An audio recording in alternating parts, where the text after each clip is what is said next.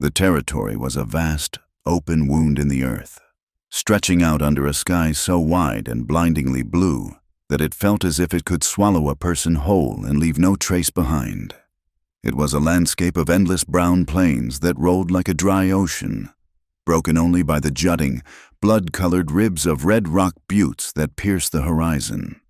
The wind here was never still. It carried the taste of grit and ancient dust, spinning into tall, erratic devils that danced across the wagon road, scouring everything they touched. To ride through this country was to pass through a graveyard of ambition. Along the trail leading toward the cattle town of Red Butte, the sun-bleached rib cages of oxen lay half buried in the sand, white as porcelain against the red dirt. Further on, the charred, skeletal remains of a wagon sat abandoned, its iron wheel rims rusting into the scrub brush, a silent testament to those who had tried to cross this unforgiving expanse and failed. There was no mercy here, only the hard, indifferent law of survival. Into this desolation walked Clara. She did not arrive on a stagecoach or atop a fine horse, but on foot, trailing the dusty wake of a freight wagon that had allowed her to ride in the back for the last 20 miles. She stepped onto the main street of Red Butte with a small carpet bag gripped in her hand. The floral pattern of the fabric faded to a dull gray by the journey. Her boots were worn through at the soles, and the hem of her calico dress was heavy with the red dust of the road. Clara kept her head down. The brim of her bonnet pulled low to shadow her face, but it could not hide everything. There were bruises fading along her forearms, ugly mottling of yellow and green that spoke of a grip too tight, a shove too hard. A darker shadow lingered beneath her left eye, easily mistaken for fatigue, though she knew the truth of it.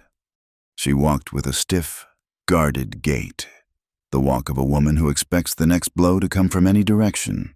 The town of Red Butte was little more than a collection of rough-hewn timber buildings huddled against the wind. But it had eyes. On the porch of the general store, 2 old men sat on a bench, whittling cedar sticks and chewing tobacco.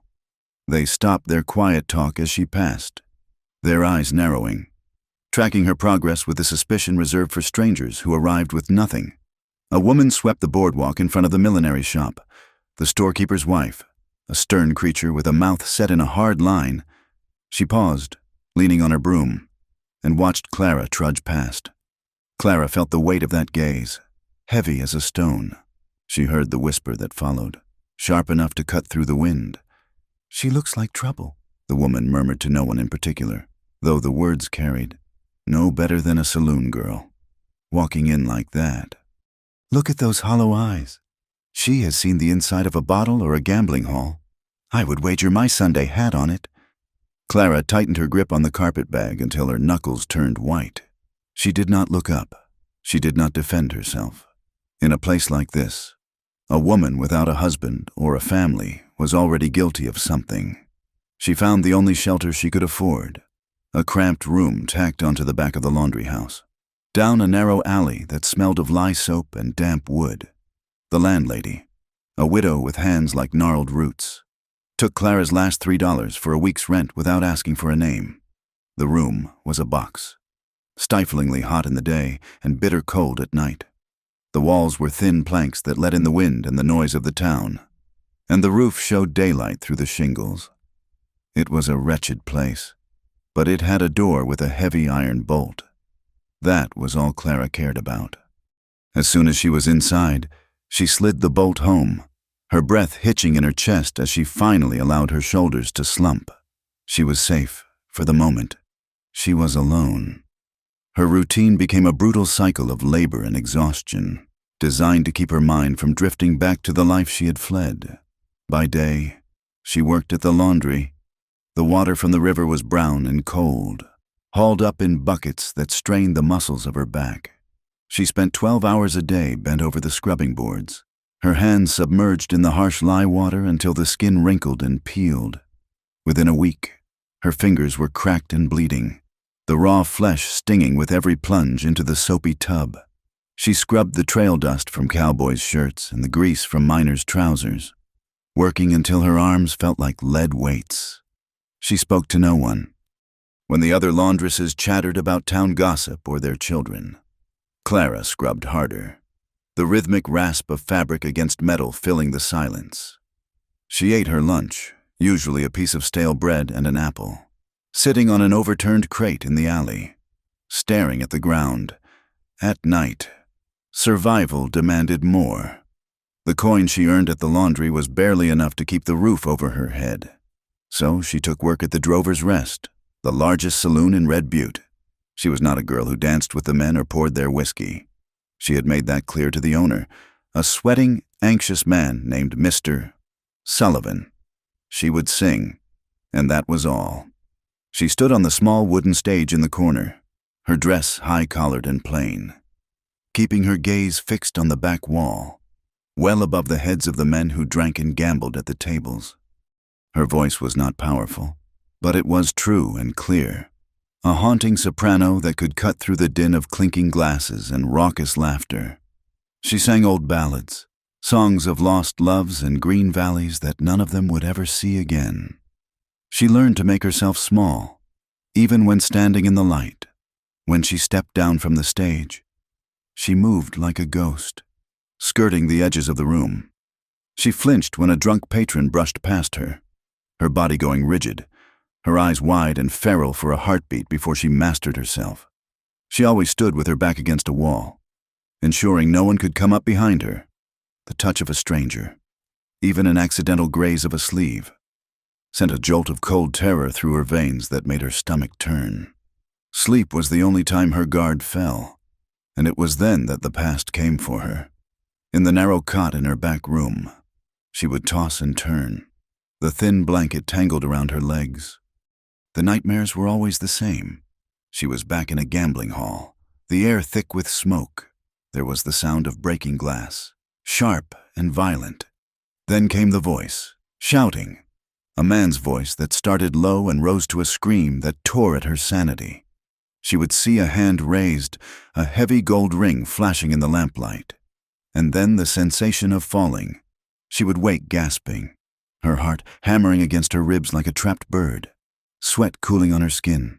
In the dark, trembling, she would reach for the small locket she kept hidden inside her pillowcase. It was cheap silver, tarnished and dented, but inside lay a single lock of fine, pale hair. She would press the metal against her lips, squeezing her eyes shut, rocking back and forth until the panic receded enough for her to stand. Then she would wash her face in the basin, put on her dress, and go back to the scrubbing board. She did not cry. Tears were a luxury for women who had someone to dry them. It was 3 weeks after Clara arrived that Eli rode into Red Butte. He came from the north, a solitary figure emerging from the heat haze of the plains.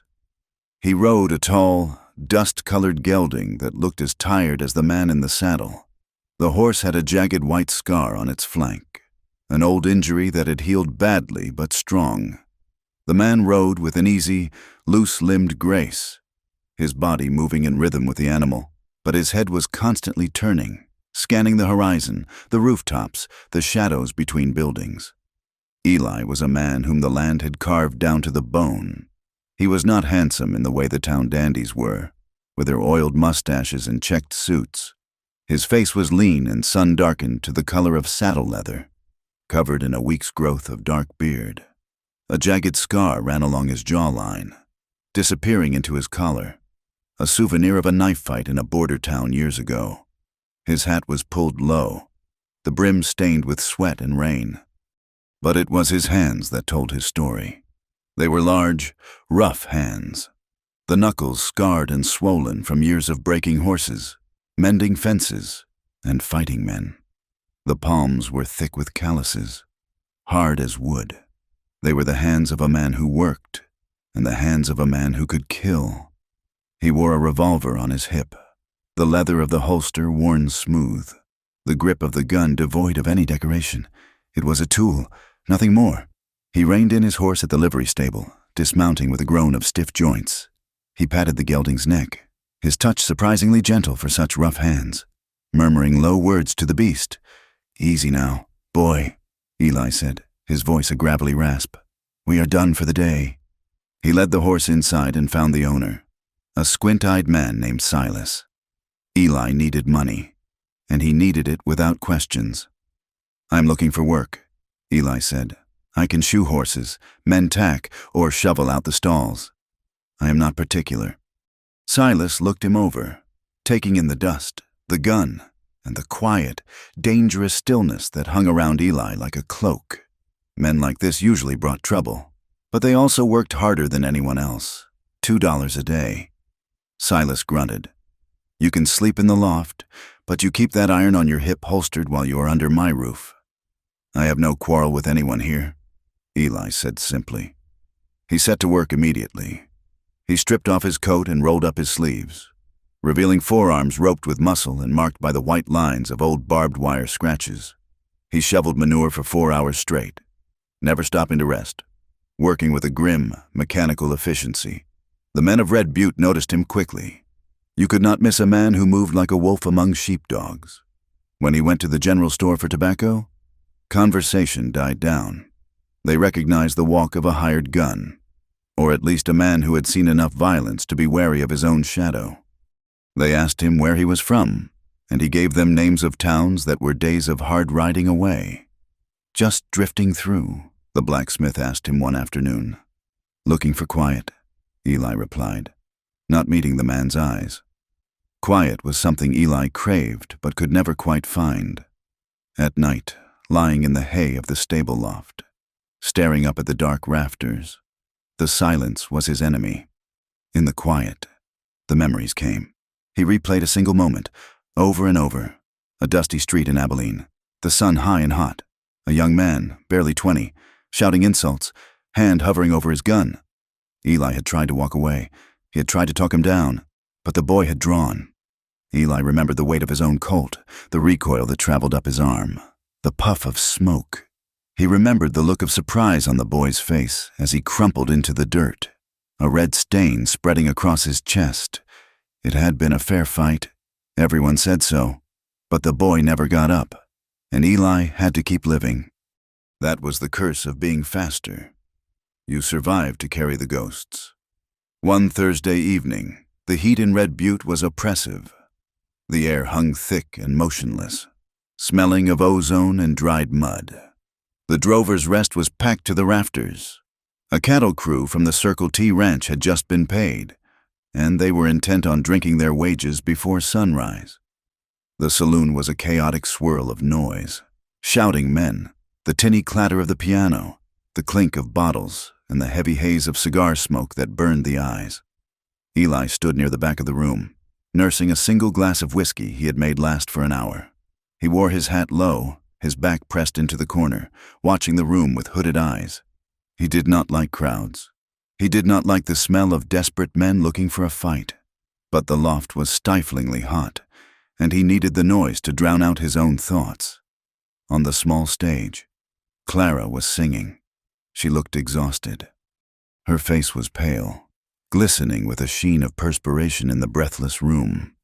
She sang a ballad about a soldier dying in a field of rye, her voice soft but steady, threading through the roar of the cattle crew like a silver wire. Eli watched her. He had seen her walking to the laundry earlier that week, head down, shoulders hunched. He recognized that posture. It was the stance of a kicked dog trying to make itself invisible. He watched the way her hands trembled slightly as she gripped the fabric of her skirt. She looked fragile, like a piece of china that had already been glued back together once and would shatter if dropped again. The song ended, and there was a smattering of applause, mostly drowned out by a loud argument at the poker table. Clara gave a small, jerky nod and moved to step off the stage, intending to retreat to the safety of the back hallway, but the mood in the room had shifted. The whiskey had done its work, turning boisterous energy into something darker and more predatory. A cowboy near the front, a burly man with a red face and a mustache stained with tobacco juice, lunged out as she passed. He caught her by the wrist, his grip jarring her to a halt. "Do not run off so fast." "Sweetheart," the cowboy slurred, yanking her toward his table. "You have got a pretty voice. Come sit on my lap and sing something sweeter." Clara's eyes went wide, panic cold and absolute, slammed into her. "Let go of me," she gasped, trying to twist her arm free. "Oh, she is a feisty one." The cowboy laughed, tightening his grip until Clara cried out in pain. "I like them feisty. Come here." He pulled hard, dragging her off balance. Clara stumbled, her other hand flailing, knocking a half-empty beer glass off the table. It shattered on the floor. Another man from the crew stood up, blocking her path to the door. He moved in close, pressing Clara back against the edge of the bar. "You heard him," the second man sneered, his hand creeping up toward her throat, his fingers thick and clumsy. "Be nice, girl. You are just a saloon singer. Do not act like you are too good for a little fun." "Please," Clara whispered, her voice cracking. Her heart was beating so fast she thought she might faint. She looked toward the bar, pleading with her eyes for Mr. Sullivan to help. The saloon owner stood behind the counter, wiping a glass. He looked at the cattle crew, 10 armed men, drunk and spending money. And then he looked at Clara. He looked down and kept wiping the glass. The man holding her wrist laughed again and yanked her closer, his breath hot and sour on her face. Clara squeezed her eyes shut, bracing for the inevitable, her body rigid with the memory of other hands, other cruelties. Then the air shifted. A shadow fell over the table. A hand, rough and scarred, shot out and clamped onto the cowboy's wrist, the one holding Clara. It was not a violent grab, but it was immovable, like a vise of iron. "Let her go," a voice said. It was not a shout. It was a low, flat command that cut through the noise at the table like a knife blade. The cowboy looked up, blinking, to find Eli standing over him. Eli's face was unreadable, but his eyes were hard, dark flint. "Who are you?" the cowboy spat, trying to shake Eli off. "This is none of your business." "Saddle tramp," I said. "Let her go," Eli repeated. He increased the pressure on the cowboy's wrist, a slow, crushing grind. The cowboy yelled in surprise and pain, his fingers springing open. Clara scrambled back, gasping, clutching her bruised wrist to her chest. She pressed herself against the wall, shaking violently. The cowboy shoved his chair back and stood up, stumbling slightly. He was big, heavier than Eli, and fueled by liquid courage. "You want to dance?" the cowboy roared. "I will break your jaw." He swung a wild, looping punch at Eli's head. Eli did not panic. He did not even seem to hurry. He simply stepped inside the swing, his movement precise and controlled. He blocked the arm with his left forearm and drove his right fist into the cowboy's solar plexus. It was a short, brutal blow, powered by the turn of his hips. The cowboy doubled over, all the air rushing out of him in a wheeze, before the man could fall. Eli grabbed him by the collar and the belt and drove him backward, slamming him into the table. Wood splintered, bottles crashed to the floor, and the cowboy went down in a heap of groans and spilled beer. The second man, the one who had cornered Clara, reached for the knife at his belt. Eli spun, his hand flashing out. He backhanded the man across the face, a heavy, stinging blow that sent him staggering into the bar rail. "Stay down," Eli warned. His voice dropped to a menacing growl. The rest of the cattle crew surged to their feet, hands going to guns and bottles. The piano player scrambled backward, knocking over his bench. The room teetered on the edge of a bloodbath. "That is enough!" The shout came from the doorway. Sheriff Miller stormed in, a double-barreled shotgun leveled at the room. He was a thick-set man with a flushed face and a badge that gleamed dully on his vest. Behind him stood 2 deputies. "Break it up," the sheriff bellowed. "Anyone touches a gun, they spend the month in the county jail." The tension held for a long, agonizing second before slowly breaking. The cattle crew, seeing the shotgun, raised their hands and backed away. The man on the floor groaned and rolled over, clutching his stomach. Eli stood in the center of the wreckage, his breathing even. His hands relaxed at his sides, though the knuckles of his right hand were skinned and bleeding. Sheriff Miller lowered the shotgun and marched over, glaring not at the drunken men who had started the assault, but at Eli. "I might have known," Miller spat. "Drifting trouble. I saw you ride in." "They were hurting her," Eli said, nodding toward where Clara stood trembling against the wall. "She is a saloon girl," Miller sneered, looking at Clara with open contempt. "It comes with the territory. You do not tear up a place of business over a woman who invites it." Clara felt the words like a slap. She heard a man at a nearby table mutter, "He is right. Look at that dress. She knows what she is selling." Shame burned hot in her chest, warring with the fear. She pushed herself off the wall, her legs shaking. "I did not invite anything," she whispered, though no one was listening. Miller turned back to Eli, poking a finger into his chest. "You pay for this table, stranger. And then you get out. If I see you starting brawls again, I will run you out of town on a rail. Do you hear me?" Eli looked at the sheriff, his expression stony. He reached into his pocket and pulled out $3 silver, nearly all the money he had left. He tossed them onto the wet bar top. "That covers the damage," Eli said quietly. He turned and walked toward the door. The crowd parted for him, giving him a wide berth. He stopped near Clara. He did not touch her. He did not try to comfort her. He just jerked his head toward the door. "Go on," he said softly. "Get out of here." Clara didn't need to be told twice. She grabbed her shawl and fled into the night, the laughter of the saloon chasing her out. Outside, the air was cool and shockingly still after the chaos inside. The desert wind had kicked up, swirling dust around the posts of the boardwalk. Clara leaned against a hitching post, gasping for breath, her whole body shaking as the adrenaline crashed out of her system. She felt humiliated, dirty, and terrified. She heard the heavy tread of boots on the wood planks. Eli stepped out of the saloon, putting on his hat.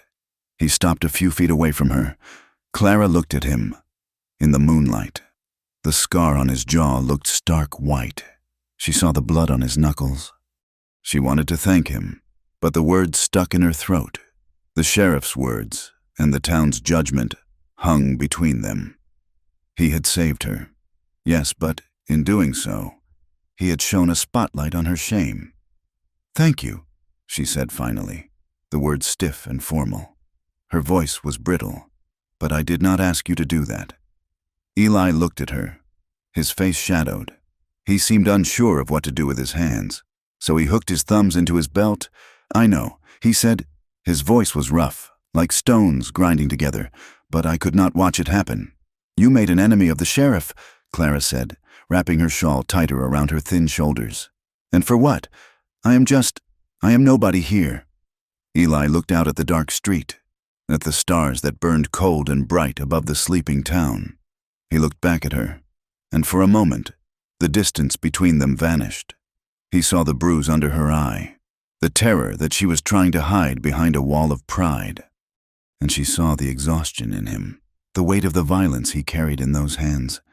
"Nobody deserves to be handled like livestock." "Ma'am," Eli said, "not you, not anyone." He hesitated, as if he wanted to step closer, to offer to walk her home. But he saw the way she flinched when he shifted his weight.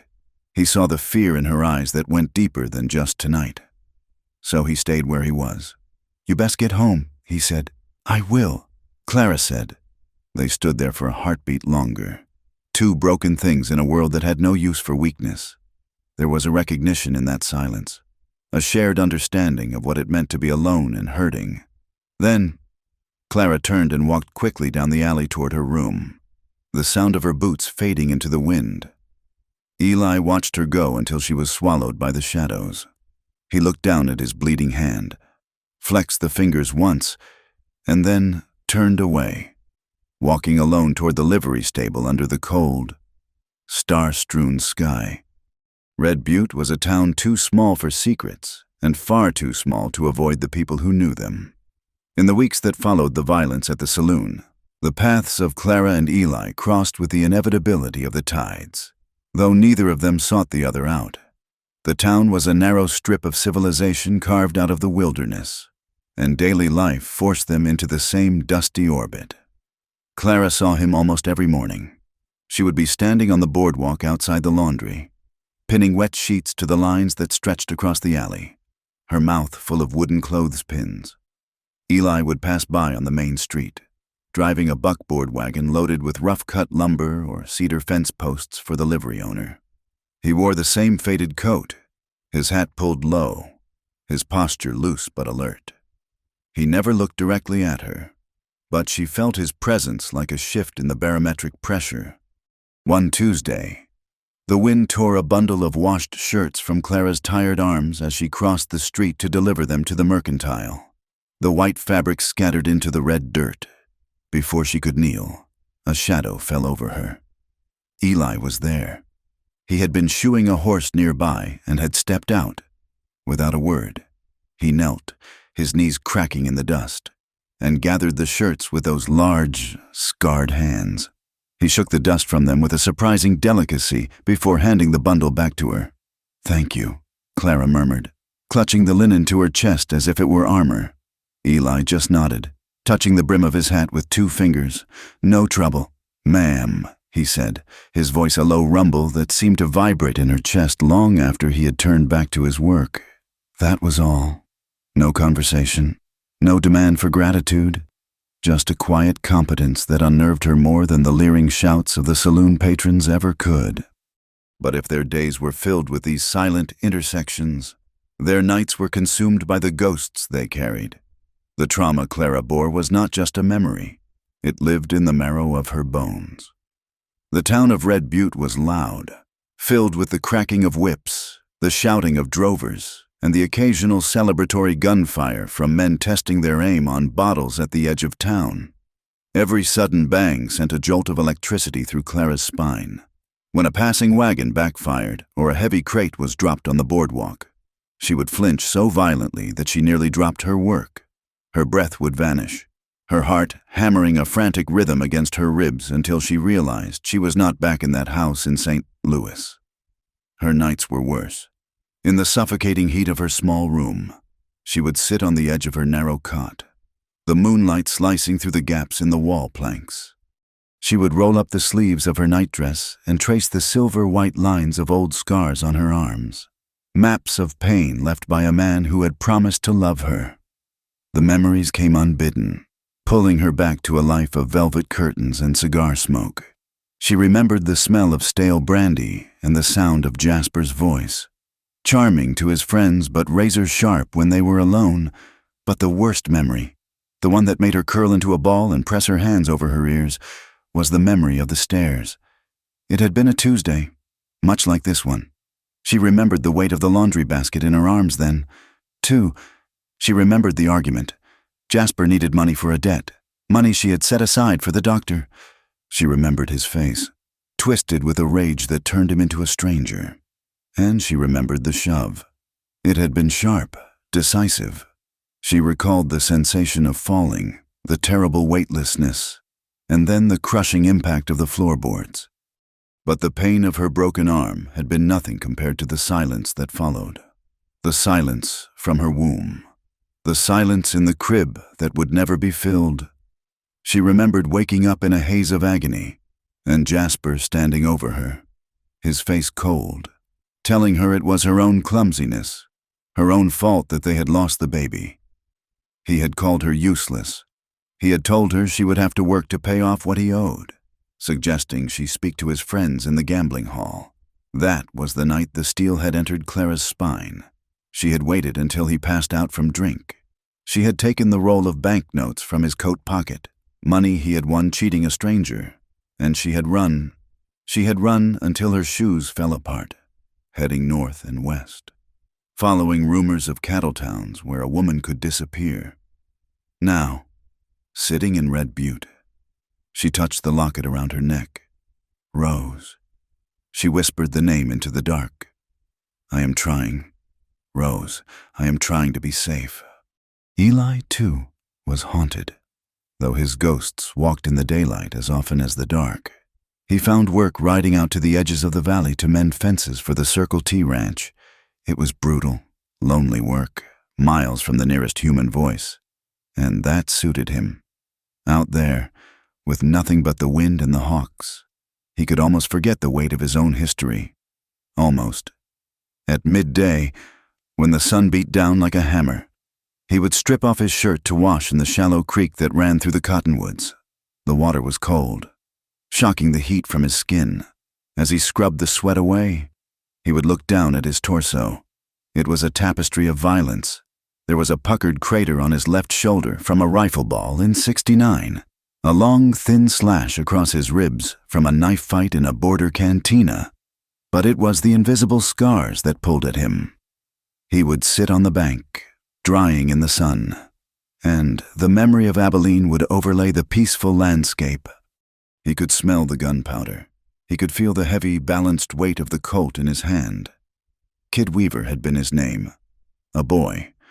Really, with eyes too bright and a temper too hot, the kid had called him out in the street, wanting to make a name for himself by killing the man they said was the fastest gun in the territory. Eli had tried to walk away. He had turned his back, but the kid had fired, the bullet kicking up dirt at Eli's heel. Eli remembered the turn. It was muscle memory, faster than thought. The draw, the level, the squeeze. The kid had fallen backward as if kicked by a mule, a hole in his chest that ended his story before it had truly begun. It was a fair fight. The sheriff in Abilene had said, self-defense, clear as day. But Eli knew there was nothing fair about being better at killing than another man.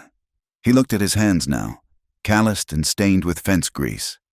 They were strong hands, capable hands, but he could not wash the feeling of the gun out of them. In Red Butte, the rumors were already swirling. Men watched him from the shade of the livery stable. They whispered that he had ridden with Quantrill during the war, or that he had been a hired killer for the railroads in Wyoming. They said a man did not get that quiet unless he had buried a lot of bodies. Eli let them talk. The truth was simpler and heavier. He was just a man who had survived, and he was tired of apologizing for it. Yet, in this landscape of hard earth and harder memories, small green shoots of connection began to grow between Clara and Eli, almost against their will. It started with the apples. Fresh fruit was a rarity in Red Butte, expensive and hard to keep. One morning, Clara opened the back door of the laundry to find a small burlap sack sitting on the step. Inside were 4 red apples, crisp and smelling of sweet rain. There was no note, but she had seen Eli unloading a shipment of produce at the general store the day before. She knew the cost of them was likely half a day's wages for him. She ate one that night, slicing it slowly, the sweetness bringing tears to her eyes that she angrily wiped away. A week later, Eli brought his laundry to the back door. He handed her a bundle of shirts, his face impassive. Just the wash. "Ma'am," he said. When Clara unfolded them, she found his gray flannel work shirt had a tear in the shoulder, likely from a snag on a barbed wire fence. It was a jagged rip. He had not asked for mending. Mending cost extra, and he paid only for washing. Clara washed the shirt until the water ran clear. Then, she sat by the oil lamp in her room, taking out her small sewing kit. She chose a gray thread that matched perfectly, with tiny, precise stitches. She closed the tear. She reinforced the fabric from behind, making the mend stronger than the original weave. It was an act of care she could not voice. When Eli came to collect his washing, he checked the bundle. He stopped when he saw the shirt. He ran his thumb over the stitching, feeling the neat, flat ridge of the repair. He looked up at her, his dark eyes searching her face. "You did not have to do this," he said, his voice gruff. "It would have unraveled in the wash otherwise," Clara said, looking past him at the dust motes dancing in the air. "I cannot have my customers walking around in rags. It reflects poorly on my work." Eli studied her for a moment longer. "It is good work." "Clara, thank you." It was the first time he had used her name. The sound of it in his deep, rough voice made her skin prickle. "We are in for a blow," he added, glancing at the sky, shifting the subject to the safe territory of the weather. "The wind is turning around to the north." Clara nodded, hugging her arms. "The air feels heavy, like it is holding its breath. It is going to get dry." Eli said, "You keep your door bolted when the dust comes. It gets into everything." "I always keep my door bolted," Clara said softly. Eli looked at her, and the double meaning hung between them for a second. "I know you do," he said, and then he turned and walked away. clutching his mended shirt. The land, indifferent to their fragile truce, began to turn cruel. A week later, the dust storm arrived. It began as a brown bruise on the northern horizon, swallowing the red buttes one by one. By noon, the sun was a pale, sickly coin behind a veil of flying grit. The wind shrieked through the gaps in the buildings, carrying sand that scoured the paint from the walls and hissed like snakes under the eaves. The town shut down. Windows were shuttered. Rags were stuffed into cracks. For 3 days, the wind howled. Inside her room, Clara tied a handkerchief over her mouth and nose, coughing as the fine red dust coated everything: her bed, her wash basin, her hair. It felt like the earth itself was trying to bury them. When the wind finally died, it left behind a drought that tightened its grip on the valley. The river dropped low, exposing muddy banks that stank of rot. The wells began to run dry. Cattle grew thin, their ribs showing through their hides as the grass turned to brittle straw. With the heat came tension. Men grew meaner. In the saloon, the laughter became sharper, the arguments more frequent. The fear of losing their herds made the ranchers edgy, and they looked for someone to blame for their misfortune. The power in Red Butte lay in the hands of 2 men, Sheriff Miller, who wore the law like a club, and Barrett, a wealthy cattleman who owned half the valley and held the notes on the other half. Barrett was a man with cold eyes and a soft, dangerous voice. He was also, Clara soon learned, a business associate of Jasper's from back east. Clara saw them standing outside the sheriff's office one afternoon as she walked to the post office. Barrett was smoking a cigar, dressed in a fine black suit that seemed immune to the dust. "That is her?" Barrett asked, not bothering to lower his voice. Sheriff Miller nodded, spitting onto the boardwalk. "That is the one. Drifter. Claims she is a widow, but I have seen her kind before." Barrett watched Clara with a look of predatory assessment. "I had a letter from a friend in St. Louis, man named Jasper. Said his wife ran off with a substantial sum of his money. Said she was unstable, prone to fits." Clara's blood ran cold. She kept walking, staring straight ahead, her heart hammering against her ribs. They knew, or they suspected. Later that day, Barrett cornered Eli at the livery stable. Eli was oiling a harness, his hands slick with grease. Barrett stood in the doorway, blocking the light. "You are the one they call Eli," Barrett said. Eli did not look up. "I am. I hear you are handy with a gun," Barrett said. "I have got some work on the range. Discouraging squatters. It pays well." "I am not a hired gun," Eli said, wiping his hands on a rag. "I mend fences. I tend horses." Barrett stepped closer, his boots crunching on the straw. "A man with your history should not be wasting his time playing nursemaid to ponies. And he certainly should not be wasting his time playing hero to fallen women." Eli stopped moving. He looked up slowly, meeting Barrett's gaze. "I heard about the saloon," Barrett continued, smiling thinly. "Sheriff Miller tells me you got into a brawl over that laundress. You should be careful. Friend, women like her, they are damaged goods. They drag a man down into the mud with them. You stick to your own kind." Eli stood up. He towered over Barrett, though he made no move to strike him. "My kind," Eli said quietly, "are the ones who mind their own business. I suggest you do the same." Barrett's smile vanished. He stared at Eli for a long moment, measuring him. Then he turned and walked out. "You will find that this town gets very small for people who do not know their place." He called back over his shoulder. The warning was clear. The net was tightening. The breaking point came on a Saturday night.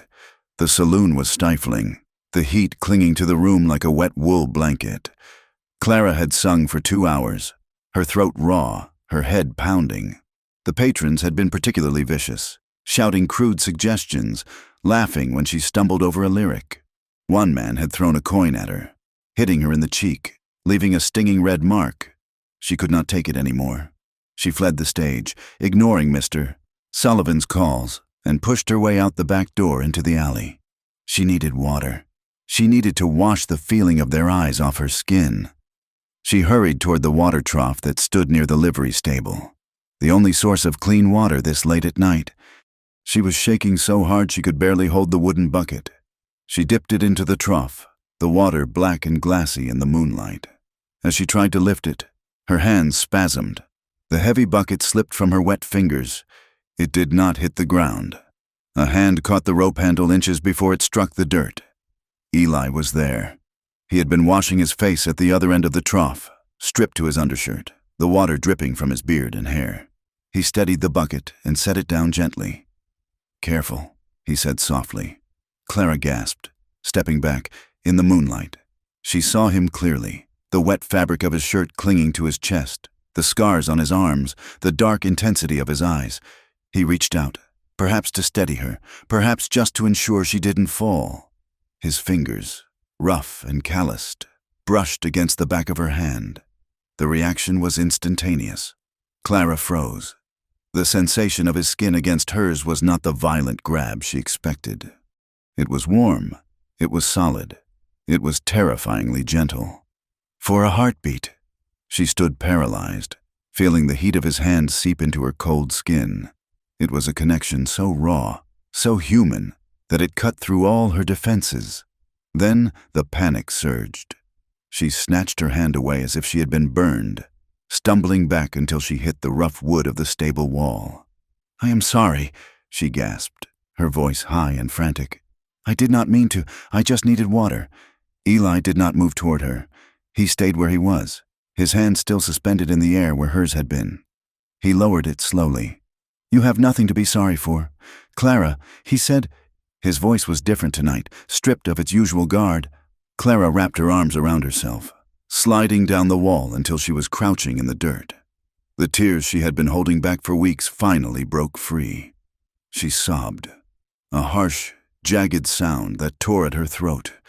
"I cannot do this," she wept. "I cannot be here." "They look at me like I am dirt," they say. "Let them say what they want," Eli said.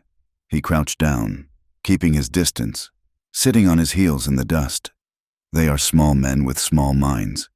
"You do not understand," Clara whispered, looking up at him, her face streaked with tears and dust. "I am not like you. You can fight them. I am ruined. I have nothing left. I do not deserve a decent life anymore." Eli looked at her, and the pain in his eyes mirrored her own. He looked down at his hands, turning them over in the moonlight. "You think you are the only one?" he asked. His voice was low, laced with a bitter gravel. "Look at me, Clara. I have killed men. I have taken lives that belong to mothers and fathers. I wake up every morning and I have to remember that I am the reason someone else is not breathing." He looked up at her, his expression raw. "You say you are ruined. I am the one who ruins things. I have done terrible things to survive, but I still get up. I still try to be a man who does not use these hands for hurting. Not anymore." Clara stared at him. She saw the guilt that ate at him, the same way her fear ate at her. She saw that his strength was not a gift, but a burden he carried. "Why?" she asked, her voice trembling. "Why do you help me? They told you to stay away." Eli looked at her, and for the first time, he let the wall down completely. "Because when I look at you," he said, "I see the only thing in this town that is real. You are fighting a war, Clara, just like me, and I will be damned if I let you fight it alone." The silence that followed was thick with unsaid things. The air between them seemed to hum with a sudden, terrifying tension. It was not just gratitude anymore. It was not just pity. Clara looked at his mouth, then at his eyes. She felt a pull in her chest, a physical ache to bridge the distance between them. She wanted, with a sudden, desperate fierceness, to crawl across the dust and feel those rough hands hold her together. She wanted to know if his touch could heal the places that had been broken, but the fear was still there, a cold chain around her ankle. She stood up, her legs shaking. She picked up the bucket of water. "Thank you, Eli," she whispered. Eli stood as well. He did not step closer, but his gaze held hers. intense and burning. "Good night, Clara." She turned and walked back toward the laundry, the water splashing against her skirt. She could feel his eyes on her back. She could feel the imprint of his fingers on her hand like a brand, hot and throbbing. Eli watched her go. He stood by the trough long after she had disappeared into the shadows of the alley. His jaw was tight, his teeth clenched. He looked down at his hand, the hand that had touched her. He made a fist, fighting the overwhelming urge to follow her, to stand outside her door, to make sure no one ever hurt her again. He turned back to the dark stable, his heart pounding a heavy, dangerous rhythm against his ribs. That night, neither of them slept. Clara lay in her narrow bed, staring at the ceiling. She held her hand up in the darkness, tracing the spot where his skin had brushed hers. It terrified her, the want, the sudden, overwhelming hunger to be touched, not with violence, but with that rough, careful reverence he had shown. It was a dangerous hope, and hope, she knew, could kill you faster than a bullet. In the stable loft, Eli lay with his arm over his eyes. He listened to the wind rattling the roof. He thought of Clara's eyes, wide and wet with tears. He thought of the curve of her neck and the sound of her breathing. He knew he should leave. He knew he was no good for a woman like that, a woman trying to heal. He was a man of violence, and violence always followed him. But as the moon set over the red buttes, leaving the world in darkness, Eli knew he wasn't going anywhere. He was terrified of what he was feeling, but he was more terrified of a world where she was alone. The stagecoach from the railhead at Cheyenne arrived in Red Butte on a Thursday afternoon, kicking up a plume of yellow dust that hung in the stagnant air like a shroud. It was a Concord coach, painted a fading red, its leather thoroughbraces creaking under the weight of luggage and mail. It rolled to a halt in front of the drover's rest, the horses blowing hard, their flanks lathered with sweat. Clara was scrubbing the boardwalk in front of the laundry, a task she performed every afternoon. She paused, leaning on her broom, wiping a stray lock of hair from her forehead with the back of her wrist. She did not usually pay attention to the stage, but a sudden chill, unrelated to the weather, pricked the skin of her neck. The door of the coach opened.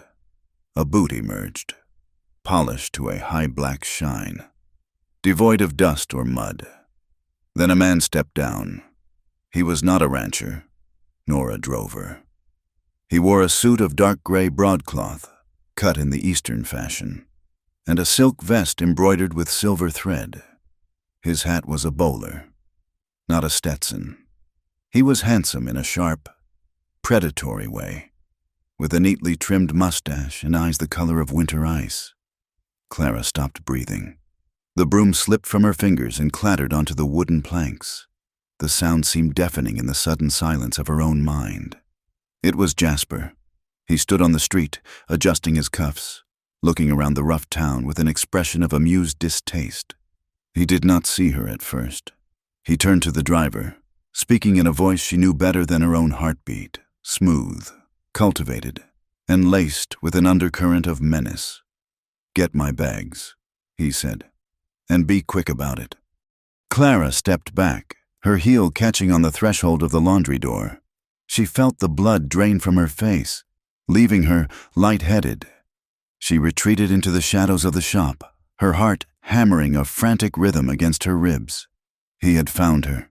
The vastness of the West, the miles of empty plain, the anonymity of her poverty. None of it had been enough. Jasper did not go to the hotel. He walked straight to the sheriff's office, dusting his sleeves with a gloved hand. Inside, Sheriff Miller and Barrett, the cattleman who held the town's debt, were waiting. The meeting was brief and conducted with the cold efficiency of a business transaction. Jasper laid a sheaf of papers on the sheriff's desk. They were legal documents, stamped with the seal of a judge in St. Louis. "She is my wife," Jasper said, his voice level. "And she is in possession of property that belongs to me, a substantial sum of money, and herself. The law is quite clear. Sheriff, a wife cannot steal from her husband because she has no property separate from him, but she can be retrieved, like a runaway horse." Barrett lit a cigar. studying the newcomer. "You are sure she is here? I have my sources," Jasper said, a thin smile touching his lips. "A tracker is only as good as the gold you pay him. I want her back, and I want the man she has been consorting with dealt with. I hear there is a drifter who fancies himself her protector." Miller nodded, eyeing the expensive cut of Jasper's coat.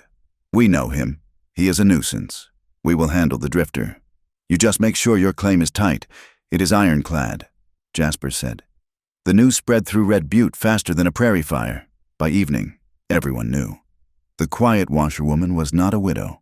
She was a runaway, a thief, a woman who had abandoned her lawful husband to play house in a cattle town. The sympathy of the few women who had spoken to her evaporated, replaced by the righteous indignation of the morally superior. The men at the saloon smirked, making crude bets on how long it would take the city man to break her. The confrontation happened the next morning. Clara could not hide forever. She had to work to eat. She was carrying a basket of linens toward the hotel when she saw him. He was waiting for her outside the saloon, leaning against a post, smoking a thin cheroot. When she stepped into the street, he straightened up. "Clara," he called out. The sound of her name in his mouth made her knees buckle. She stopped, the basket trembling in her hands. He walked toward her, not rushing, savoring the moment. He stopped 3 feet away, close enough for her to smell the bay rum he used, a scent that brought back the memory of terror so vivid she almost gagged. "Hello, my dear," Jasper said. His tone was mockingly sweet, the voice one uses for a slow-witted child or a disobedient pet. "You have led me on quite a chase." Clara stared at him, her throat constricted. "Go away," she whispered. Jasper laughed softly. "Go away? After I came all this way to fetch you? Do not be absurd. Look at you. You are thin, and these hands." He reached out and took her hand before she could pull away. He inspected her cracked, red fingers with a look of theatrical pity. "Ruined." He tisked. "This is no work for a lady. But then, you stopped acting like a lady the night you stole from me and ran off like a common thief. I earned that money," Clara said, her voice shaking but audible. "I earned it with every bruise you gave me." Jasper's eyes hardened, the ice cracking through the facade. "Lower your voice," he hissed, squeezing her fingers until the knuckles ground together. "You are my wife. You are my property. And you are coming back with me on the stage tomorrow. Your little adventure is over." He let go of her hand with a shove. "I will see you at dinner. Clara, do not make me come drag you out of that hovel you are living in." He turned and walked into the saloon, leaving her standing in the dust, the eyes of the town burning into her back. The law came for her an hour later. Sheriff Miller stood in the doorway of the laundry. Filling the frame, he held a folded document. "This says you are legally bound to Mr. Jasper Thorne," Miller said, not unkindly, but with the finality of a slamming door. "The law says you go where he goes. You have got no rights to be here on your own if he claims you." "He beats me," Clara said, desperation rising in her chest. "He nearly killed me." Miller shrugged. "That is a domestic matter, ma'am. Not my jurisdiction. The law concerns property and marriage rights. You best pack your things." Even her sanctuary was stripped away. The landlord, a man who had always taken her rent with a grunt, met her at the bottom of the stairs. "I want you out by morning," he said, refusing to meet her eyes. "Mr. Thorne paid me for the room. He says he wants his wife in the hotel, not a shed. I do not want trouble with the law. Mrs." Clara felt the walls of the world closing in. She was trapped. Every institution, marriage, law, commerce, was designed to hold her in place, to hand her back to the man who would destroy her. She had only one place left to go. She ran to the livery stable. It was late afternoon, the sun casting long, bloody shadows across the dirt floor. Eli was in the back, pitching hay into the loft. He heard her running steps and turned, his pitchfork pausing in midair. One look at her face was all he needed. He drove the tines of the fork into a bale and climbed down the ladder in 2 swift movements. "Clara?" he said. She collided with him, grabbing the front of his shirt, her breath coming in ragged gasps. "He is here," she choked out.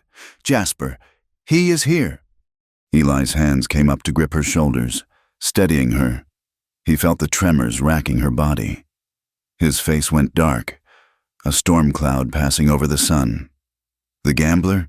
Eli asked, his voice low and dangerous. "Yes, he has papers. The sheriff. Everyone says I have to go back. They say I belong to him." Clara looked up at him, tears streaking the dust on her face. She confessed it all then, the words tumbling out in a torrent. "I lost a baby. Eli. He pushed me down the stairs because I would not give him money for his debts. I woke up and the baby was gone, and he blamed me. He said I was clumsy. He said I owed him for the loss. That is why I took the money. That is why I ran.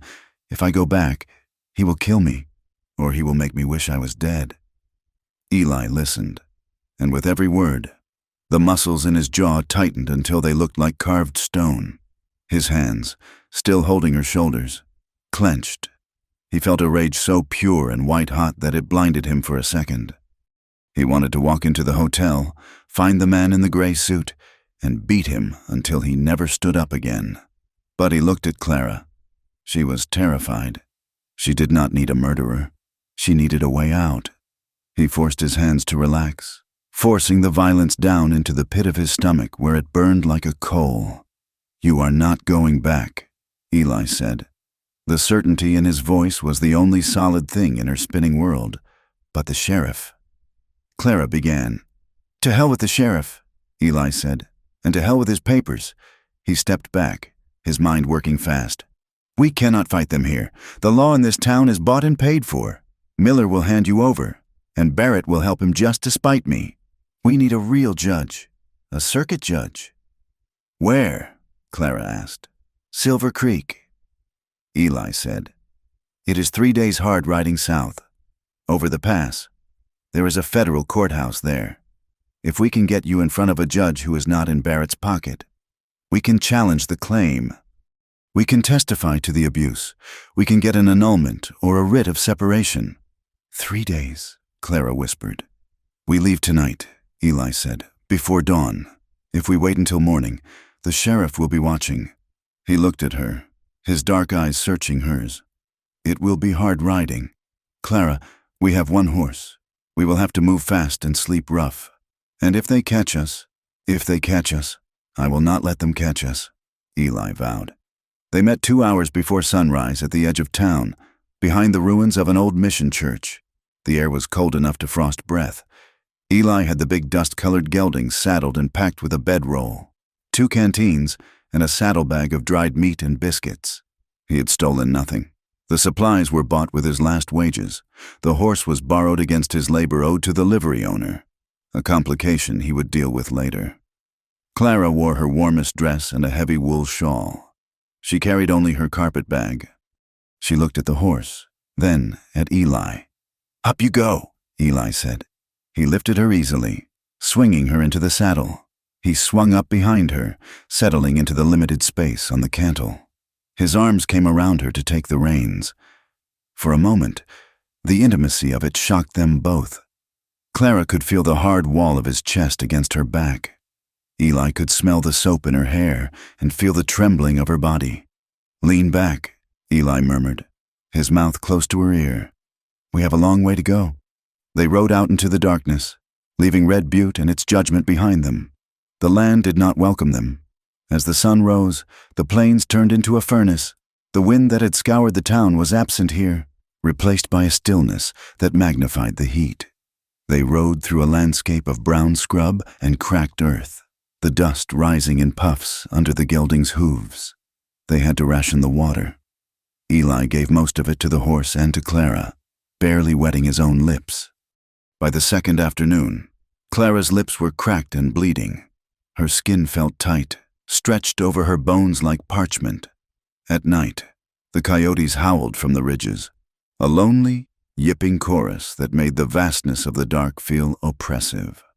The temperature plummeted as soon as the sun dropped, the desert swinging from oven to icebox in the span of an hour. On the second night, the wind returned. It was a biting norther, carrying the scent of snow from the high peaks. They camped in the lee of a rock overhang, but it offered little shelter. They had only one blanket. Eli built a small fire from sagebrush and dried roots. It flickered weakly, offering more light than heat. Clara sat by the fire, shivering violently, her teeth chattering. "You are freezing," Eli said. He was sitting on a rock a few feet away, his coat collar turned up, shivering himself though he tried to hide it. "I am fine," Clara lied, wrapping her arms around her knees. "You are not fine," Eli said. "And neither am I." He stood up and picked up the heavy wool blanket from where it lay on his saddle. He walked over to her. "We have to share it, Clara, or we will both be sick by morning." Clara looked up at him. The fear of touch was still there, a reflex honed by years of pain. But looking at Eli, his face gray with fatigue, his eyes kind, she felt something else, a longing, a need for warmth that was deeper than just escaping the cold. She nodded.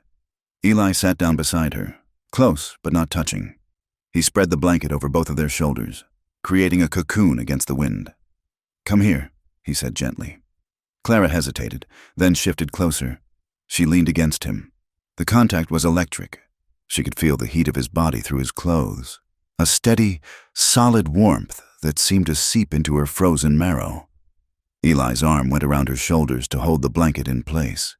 His hand was careful, his fingers resting lightly on her arm, exerting no pressure. He was terrified of frightening her. They sat in silence for a long time, watching the sparks fly up into the black sky. "I do not know how to do this," Clara whispered suddenly. "Do what?" Eli asked, his voice a rumble in his chest against her ear. "This, being close to someone without being afraid. Every time you move, my body braces for a hit. I hate it. I hate that he broke me like that." Eli's hand tightened slightly on her shoulder, then relaxed. "You are not broken. Clara, you are hurt. There is a difference. Bones knit, skin heals. It is not my bones," she said. "It is my mind. I look at you and I want to be close to you. I want it so much it scares me more than he does." Eli turned his head, looking down at her. Her face was inches from his, pale in the firelight. Her eyes were wide, searching his. "I am scared too," Eli admitted, his voice ragged. "You?" Clara asked. "You are not scared of anything. I am scared of wanting you," Eli said. The truth hung in the air between them, stark and undeniable. "I am a man with blood on his hands.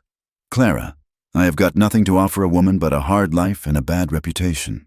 I'm afraid if I touch you the way I want to, I will ruin the only good thing I have ever found." Clara turned her body toward him, the blanket shifting. She reached up, her hand trembling, and touched the scar on his jaw. "You are not a bad man. Eli, you are the man who saved me." She leaned in, her breath ghosted against his lips. Eli's heart hammered against his ribs like a trapped bird. He wanted to kiss her. He wanted to pull her into him and never let go. He leaned forward, closing the distance, but at the last second, just as their lips were about to brush, Clara flinched, a tiny, involuntary spasm of panic. She pulled back, gasping, her eyes squeezing shut. "I can't," she panted. "I am sorry. I can't yet." Eli stopped immediately. He did not push. He did not sigh with frustration. He simply rested his forehead against hers for a moment, his breathing heavy. "It is all right," he whispered. "It is all right, Clara. We sleep. That is all." He settled back against the rock, pulling her head down to rest on his chest. He held her there, staring out into the dark, his body aching with desire, but his will absolute. He would wait. He would wait forever if he had to. The danger found them the next afternoon. They were riding through a narrow canyon, the walls rising steep and red on either side. The terrain was rough, forcing the horse to pick its way slowly through scree and mesquite. Eli heard it first, the strike of a horseshoe on stone, echoing from behind them. He pulled the gelding to a halt, turning in the saddle. Far back, at the mouth of the canyon, 3 riders were silhouetted against the bright sky. They were moving fast, pushing their mounts. "Men?" Clara asked, feeling the tension in Eli's body. "Trackers," Eli said grimly. Jasper did not come alone. He hired men to do his dirty work. He spurred the gelding. "Yeah, let's go, boy." The tired horse surged forward. The chase was on. They scrambled up a steep incline, sliding in the loose rock. A gunshot cracked through the air, a rifle shot, the sound bouncing off the canyon walls. A puff of dust exploded from a rock 3 feet to their left. "They are shooting!" Clara cried, gripping Eli's waist. "They are trying to spook the horse!" Eli shouted over the wind. "Keep your head down." They crested a ridge and plunged down into a ravine, seeking the cover of the brush. The terrain was too rough for speed. It became a game of hide and seek. Eli pulled the horse up behind a cluster of boulders. He slid off, pulling his Winchester rifle from the scabbard. "Stay with the horse," he commanded. "Keep his head down." He climbed the rocks, peering over the edge. The 3 riders were closing in, moving cautiously now, rifles drawn. They were hard men, wearing long dusters, the kind who killed for pay and slept soundly after. Eli raised the rifle. His hands, usually so rough, were steady as stone now. He did not aim to kill. Not yet. He needed to slow them down. He fired. The lead rider's horse reared as a bullet struck the ground inches from its hooves. Eli worked the lever, firing again. Putting a round through the crown of the second man's hat, the riders scattered, diving for cover behind rocks. "He has got a rifle," one of them shouted. Eli fired a 3rd shot, chipping rock above their heads. "Go back," he roared, his voice echoing in the ravine. "Next one goes in a belly." He scrambled back down to Clara. She was crouching by the horse, her face white, gripping the reins with white knuckles. "Did you kill them?" she asked. "I bought us time," Eli said, shoving the rifle back into the scabbard. "But they will flank us if we stay. We have to move on foot. The horse cannot make the climb up that scree." He slapped the gelding on the rump, sending it trotting down the canyon to draw their fire. Then he grabbed Clara's hand. "Run," he said. They scrambled up the backside of the ravine, slipping on shale, tearing their clothes on thorns. Clara's lungs burned. Her legs felt like lead. But Eli's hand was an anchor, pulling her up, hauling her over ledges. They climbed until the sun began to set, turning the sky a bruised purple. They had shaken the pursuers, at least for the night, but they were exhausted, waterless and exposed. Then, in the twilight, they saw it. An old line cabin, tucked into a fold of the mountain. It was little more than a shack of gray timber, half collapsed, but it was shelter. They stumbled inside, kicking the door shut against the rising wind. The cabin was small, smelling of rat droppings and old pine needles. Clara collapsed against the wall, sliding down to the floor. She was breathing hard, her hair plastered to her forehead with sweat and dust. She looked at Eli. He was leaning against the door, listening. He looked at his hands. His knuckles were bloodied from the climb, the skin torn. "We made it," he rasped. Clara stared at his hands, those rough, bleeding hands that had held a gun to save her, that had pulled her up the mountain, that had held the blanket with such gentleness. The night pressed in outside, vast and dangerous. Inside, the air was thick with the scent of their fear and their exertion. Clara felt a knot tighten in her chest, a tangle of terror for what was behind them, and a fierce, overwhelming gratitude for the man standing before her. She realized then, with a jolt that shook her more than the gunfire, that she would trust him with her life. She already had. The storm broke over the mountains with the violence of a hammer striking an anvil. What had begun as a biting wind shifted rapidly into a sleet that slashed sideways, rattling the loose shingles of the abandoned line cabin like a handful of gravel thrown against the wood. Inside, the air was damp and cold, smelling of ancient dust and the resin of the pine logs that made up the walls. Eli had managed to coax a fire to life in the stone hearth, using dry moss and the splintered remains of a broken chair found in the corner. The flames licked upward, casting long, dancing shadows that flickered against the rough timber. They were soaked through. The climb up the ravine had left them drenched in sweat, and the freezing rain had finished the job. "We need to get these clothes dry," Eli said. His voice was rough, barely audible over the wind howling outside. If we sleep in wet wool, the fever will take us before morning. He turned his back to her, moving to the far corner of the small room. He stripped off his heavy coat and his sodden shirt, hanging them on a nail driven into the log wall. The firelight played across his back, highlighting the ridge of his spine and the lattice of old white scars that crisscrossed his skin like a map of violent roads.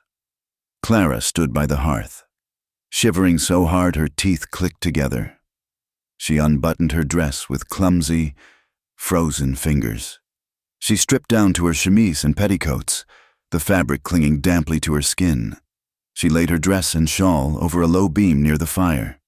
She tried not to look at him, but her eyes betrayed her. She saw the heavy muscle of his shoulders, the way the firelight caught the jagged scar on his ribs. He looked carved from the same hard rock as the mountains outside, enduring, battered, and dangerous. Eli turned back around, keeping his eyes strictly on her face, though the effort was visible in the tight line of his jaw. He saw her shivering, her arms wrapped around her chest, her skin pale and goose-fleshed. He picked up the single wool blanket they had carried.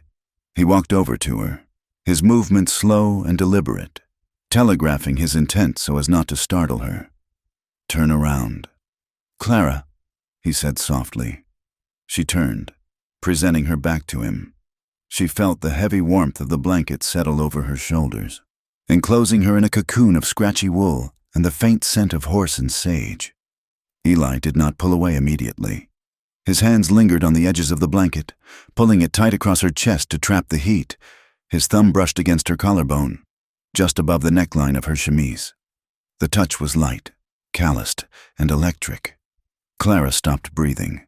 She felt the roughness of his skin, a texture like sandstone, against the softness of her own. It was a contrast that should have frightened her, but instead, it sent a sudden, piercing ache through her center. He stood there for a heartbeat, his breath warm on the back of her neck. Then he stepped back, the floorboards creaking under his boots. "Sit by the fire," he said. "You need the heat more than I do." They sat on the floor, the fire popping and hissing between them. Clara pulled the blanket tighter, watching Eli. He was checking his revolver, wiping the moisture from the steel with a rag, his hands moving with practiced efficiency, but she saw a smear of fresh blood on his cheek, a cut opened by a branch during their scramble up the slope. "You are bleeding," Clara said. Eli touched his cheek, looking at his fingertips. "It is nothing, just a scratch. It will fester if you leave it," Clara said. The words were automatic, a remnant of a life before, when she had tried to be a good wife who tended to things. "Let me clean it." Eli looked at her, surprised. He hesitated, then nodded slowly. He shifted closer to the light. Clara took a strip of clean cloth from her petticoat, a piece she had torn off earlier for a bandage, and dipped it into the small tin cup of water warming by the fire. She moved toward him. Her hand trembled as she reached out. This was not accidental contact. This was deliberate. She was crossing the line she had drawn in the sand of her own trauma. She touched the damp cloth to his cheek. Eli flinched, a tiny tightening of the muscles around his eyes, but he did not pull away. He sat, statue still, allowing her to work. Clara cleaned the cut, her eyes focused on the task to avoid meeting his gaze. She traced the line of his jaw with her fingertips. It was hard, covered in the rough stubble of a day's growth. Underneath the skin, she could feel the tension in him, the coiled energy of a man who was used to hitting back, now forcing himself to be passive under her hand. She realized, with a sudden swelling in her throat, that he was submitting to her. This dangerous man, who had held off 3 riders in a canyon, was letting her touch him, giving her the power to hurt him, trusting her not to. Her touch changed. It became less clinical, more searching. Her fingers lingered on the scar that ran along his jawline. "Does it hurt?" she whispered. "Not anymore," Eli said. His voice was a low rumble, vibrating in the small space between them. He turned his head slightly, catching her wrist with his hand. His grip was loose, offering her an escape, but his eyes were dark and searching. "Why are you doing this?" "Clara," he asked, "you are afraid of me. I was, Clara admitted. Her voice shook. But you stayed. You could have ridden on. You could have left me to the sheriff. I do not leave people behind, Eli said. Not when I can help it. He released her wrist, but he did not move away. The fire popped, sending a shower of sparks up the chimney. The storm outside seemed to fade into the background, leaving only the two of them in the circle of amber light. The silence that followed was heavy, not with tension, but with the weight of things unsaid. I killed a man in Abilene, Eli said suddenly. He spoke to the fire, not to her, a boy. Really, his name was Weaver. He wanted to be famous. He thought putting a bullet in me was the way to do it. Clara watched his profile. She saw the guilt that etched deep lines around his mouth. He drew on me. Eli continued, his voice flat and hollow. It was fair. The law said it was fair. But I see his face when I sleep. I see him falling. I see his mother screaming in the street when they told her. I have been riding for 5 years trying to outrun that scream, but the map runs out. Clara, you cannot ride fast enough to leave yourself behind. Clara felt a crack in her own armor. She had held her pain close, hoarding it like a miser, afraid that sharing it would give it more power. But seeing his open wound, she knew she had to offer her own. I did not just lose the baby, she whispered. Eli turned to look at her. It was a girl, Clara said, the tears starting to spill hot and fast down her cheeks. I felt her move. I named her Sarah. I never told Jasper the name. He did not care. He wanted a son, or he wanted nothing. She took a shuddering breath, her hands twisting in the fabric of the blanket. That night, on the stairs, he was angry about a debt. He pushed me, and when I woke up, and the doctor told me she was gone, Jasper looked at me and said, you always were clumsy. Clara, try to be more careful next time. Like I had broken a teacup. Like she was nothing. A sob broke from her chest. Raw and ugly. He made me believe it was my fault. She choked out. For months, I thought I had killed her because I fell. I thought I deserved the bruises. Eli moved then. He shifted until he was sitting right beside her. He did not grab her. He simply offered his presence, a solid wall against the dark. It was not your fault, he said fiercely. His voice cracked. It was not your fault. Clara leaned her forehead against his shoulder. She could smell the rain and the smoke and the man. She let go. She cried for Sarah. She cried for the years of fear. She cried for the girl she had been before she learned to flinch. Eli sat with her, his own eyes wet, staring into the flames. He felt her grief vibrating through his own body. It hollowed him out, scouring away the hardness he had built up over the years, leaving something raw and new in its place. Minutes passed, or perhaps hours. The fire burned down to coals. Clara's weeping subsided into soft, hitched panting. She did not pull away. She stayed leaning against him, wrapped in the blanket that covered them both now. She felt emptied out, lightheaded, but also strangely anchored. She shifted her head, her cheek resting against the rough wool of his shirt. I am so tired. Eli, she whispered. I know. He said, I am tired of being afraid. She said, I am tired of flinching. I want... She stopped, the words catching in her throat. What do you want? Eli asked softly. I want to feel something else, she said, her voice barely a breath. I want to know what it is like to be touched by hands that do not want to hurt me. I do not want to be alone in the dark anymore. The confession hung in the air, fragile as glass. Eli turned his body toward her. He reached up and took her face in his hands. His palms were rough, the calluses scraping gently against her skin. But his touch was infinitely tender. He held her face like it was something precious, something that could break if he wasn't careful. Clara looked up at him. Her eyes were swollen, her lips parted. She saw the hunger in his face, a stark, terrifying need, but she also saw the restraint. Eli, she breathed. He leaned down. The kiss was hesitant at first, a question asked in the silence. His lips brushed hers, soft and dry. Clara made a small sound in her throat and pressed forward. The contact deepened. It wasn't the violent, taking kisses she had known with Jasper. It was a giving. Eli kissed her with a slow, burning intensity, his thumbs stroking her cheekbones. Clara felt a jolt of heat travel down her spine, chasing away the cold of the storm. She reached up, her fingers tangling in the hair at the nape of his neck, pulling him closer. For a moment, the world narrowed down to the taste of him and the heat of the blanket. They shifted, bodies pressing together, the desire flaring up sudden and hot.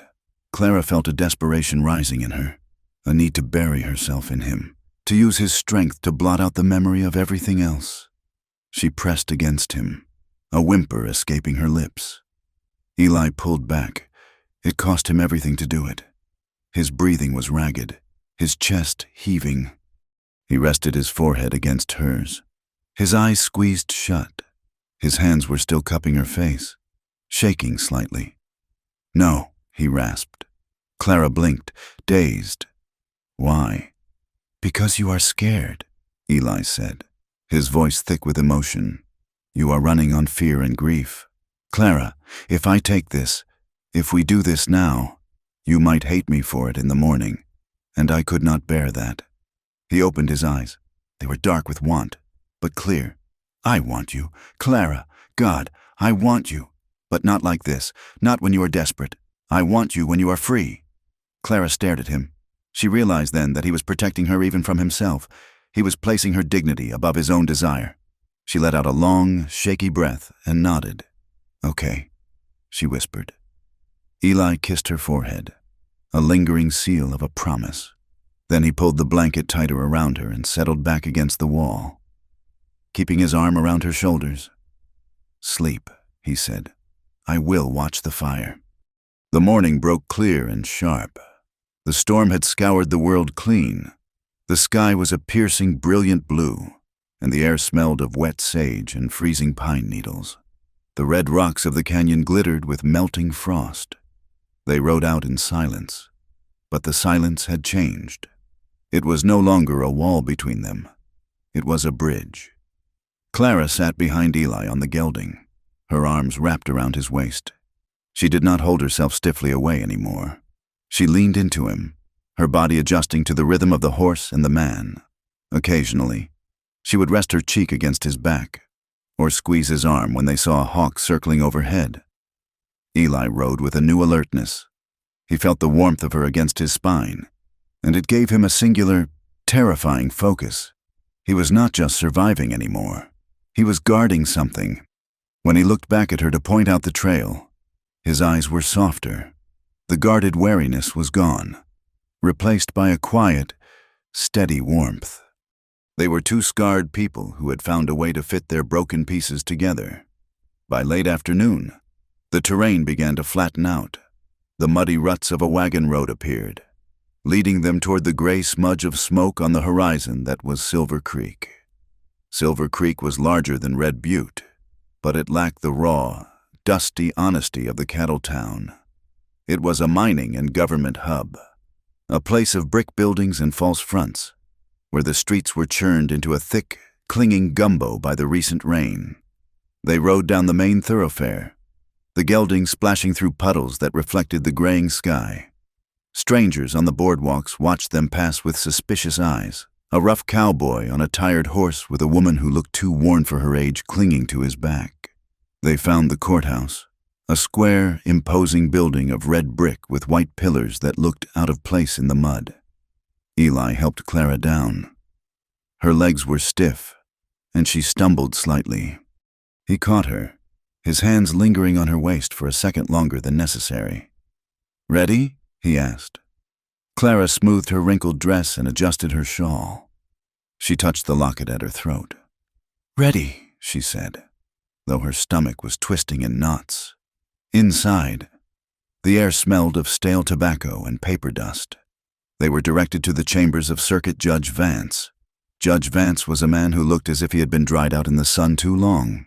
He was thin, with skin like parchment and spectacles that magnified his watery, judgmental eyes. He sat behind a heavy oak desk, looking over the top of a ledger as Clara and Eli entered. "State your business," Vance said, not offering them a seat. Clara stepped forward. Her voice was small but clear. "I am seeking protection. Your Honor, from my husband. I need an annulment, or a legal separation. Vance took off his spectacles and polished them slowly. On what grounds? Cruelty, Clara said. And endangerment. He beat me. I lost a child because of his violence. Vance frowned, as if she had mentioned something distasteful like a spilled chamber pot. Domestic discipline is the right of a husband. Madam, unless you can prove he intended to kill you, the law is hesitant to intervene in the sanctity of marriage. He claims I am his property, Clara said, her voice rising. He is trying to force me back to him.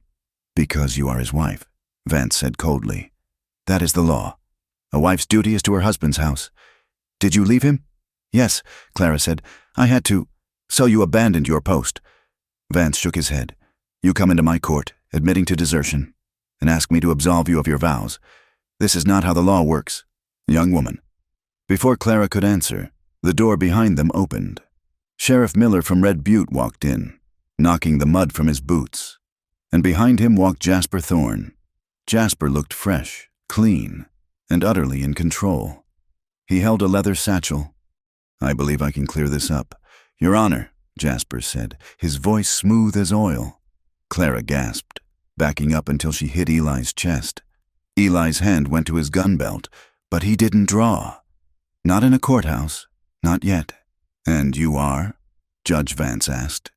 Jasper Thorne, the man said, bowing slightly, the husband of this confused, hysterical woman. I have traveled a long way to retrieve her for her own care. He stepped forward and placed a document on the judge's desk. And here, Your Honor, is a sworn affidavit from the sheriff of her hometown, attesting to her theft of my funds and her history of mental instability. She is not well. Judge, she imagines things. Vance picked up the paper. Reading it, he nodded slowly. This seems in order. Vance said, It is a lie, Clara cried. She stepped forward, slamming her hands on the desk. He paid them. He paid the sheriff. Look at my arms. Look at the scars. Vance looked at her with distaste. Hysteria, just as the gentleman says.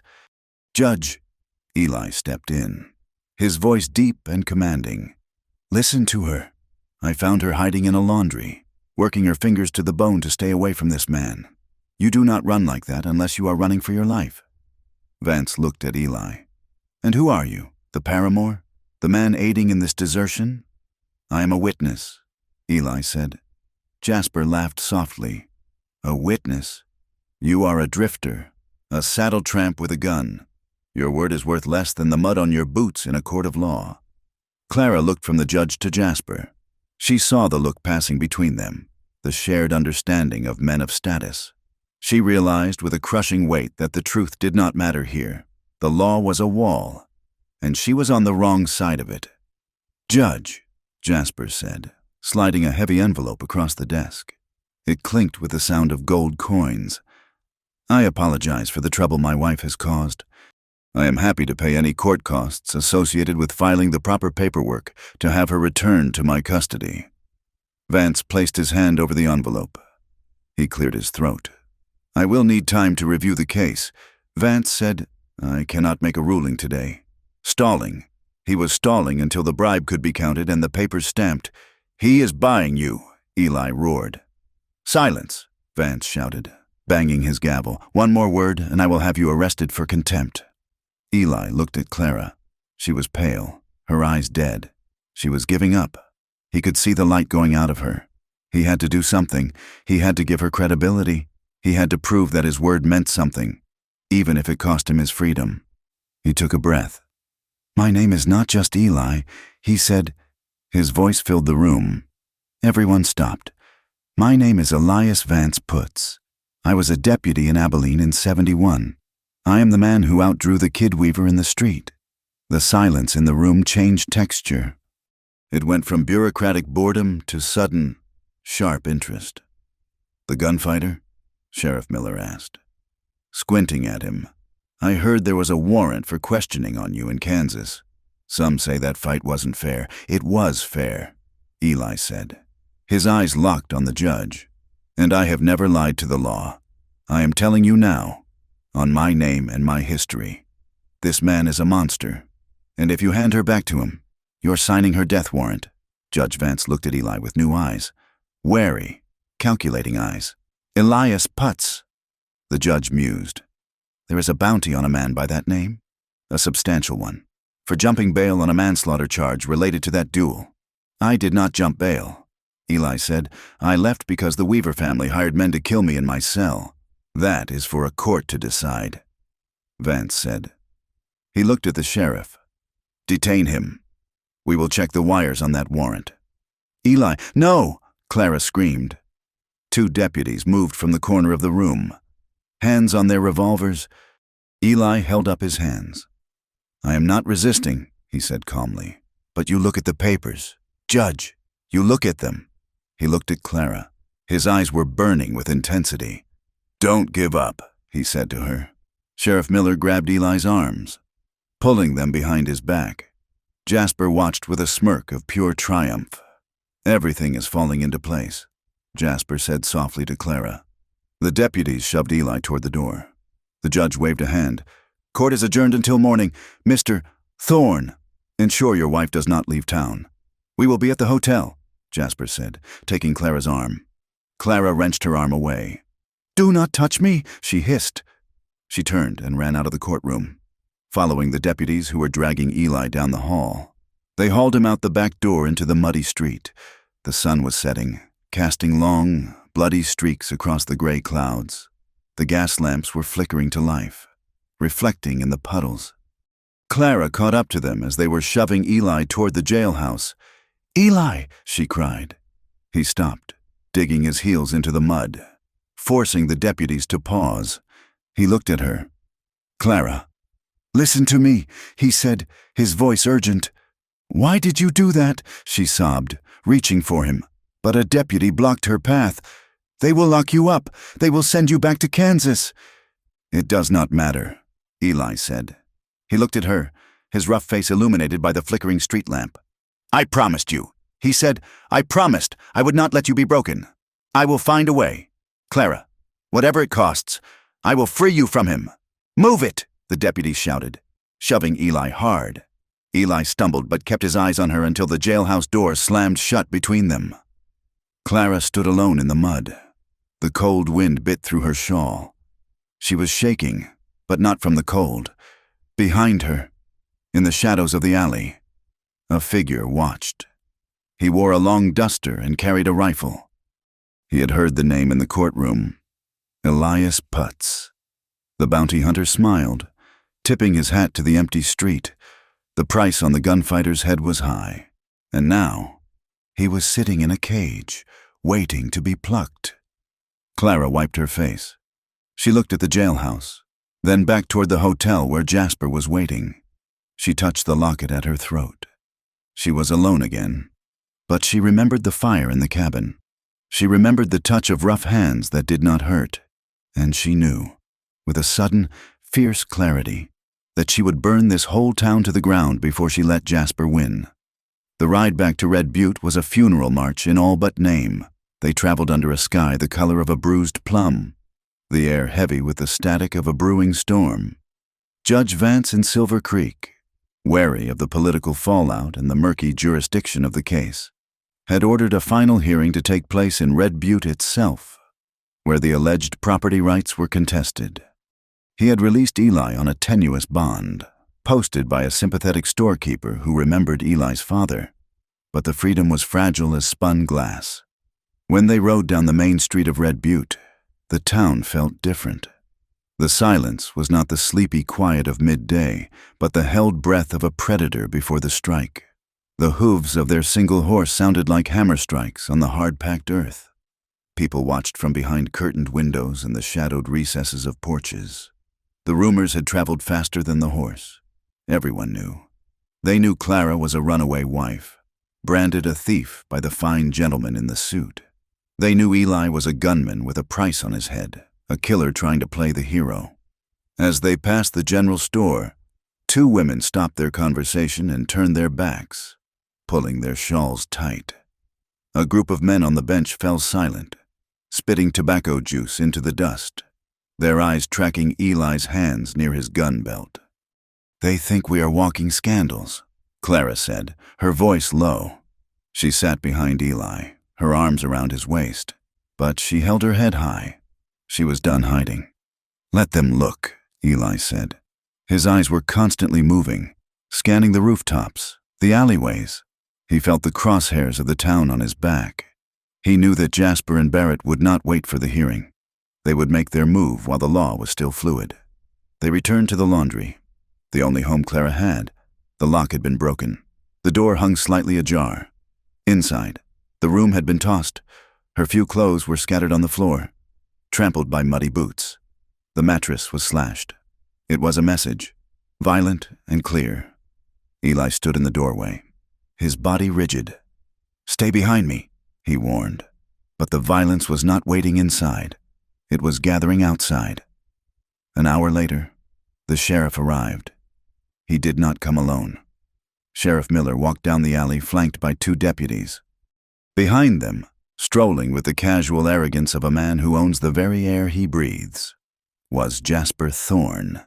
And with him was Barrett, the cattleman, smoking a cigar that smelled of money and corruption. Clara stepped out onto the small porch, Eli a solid shadow at her right shoulder.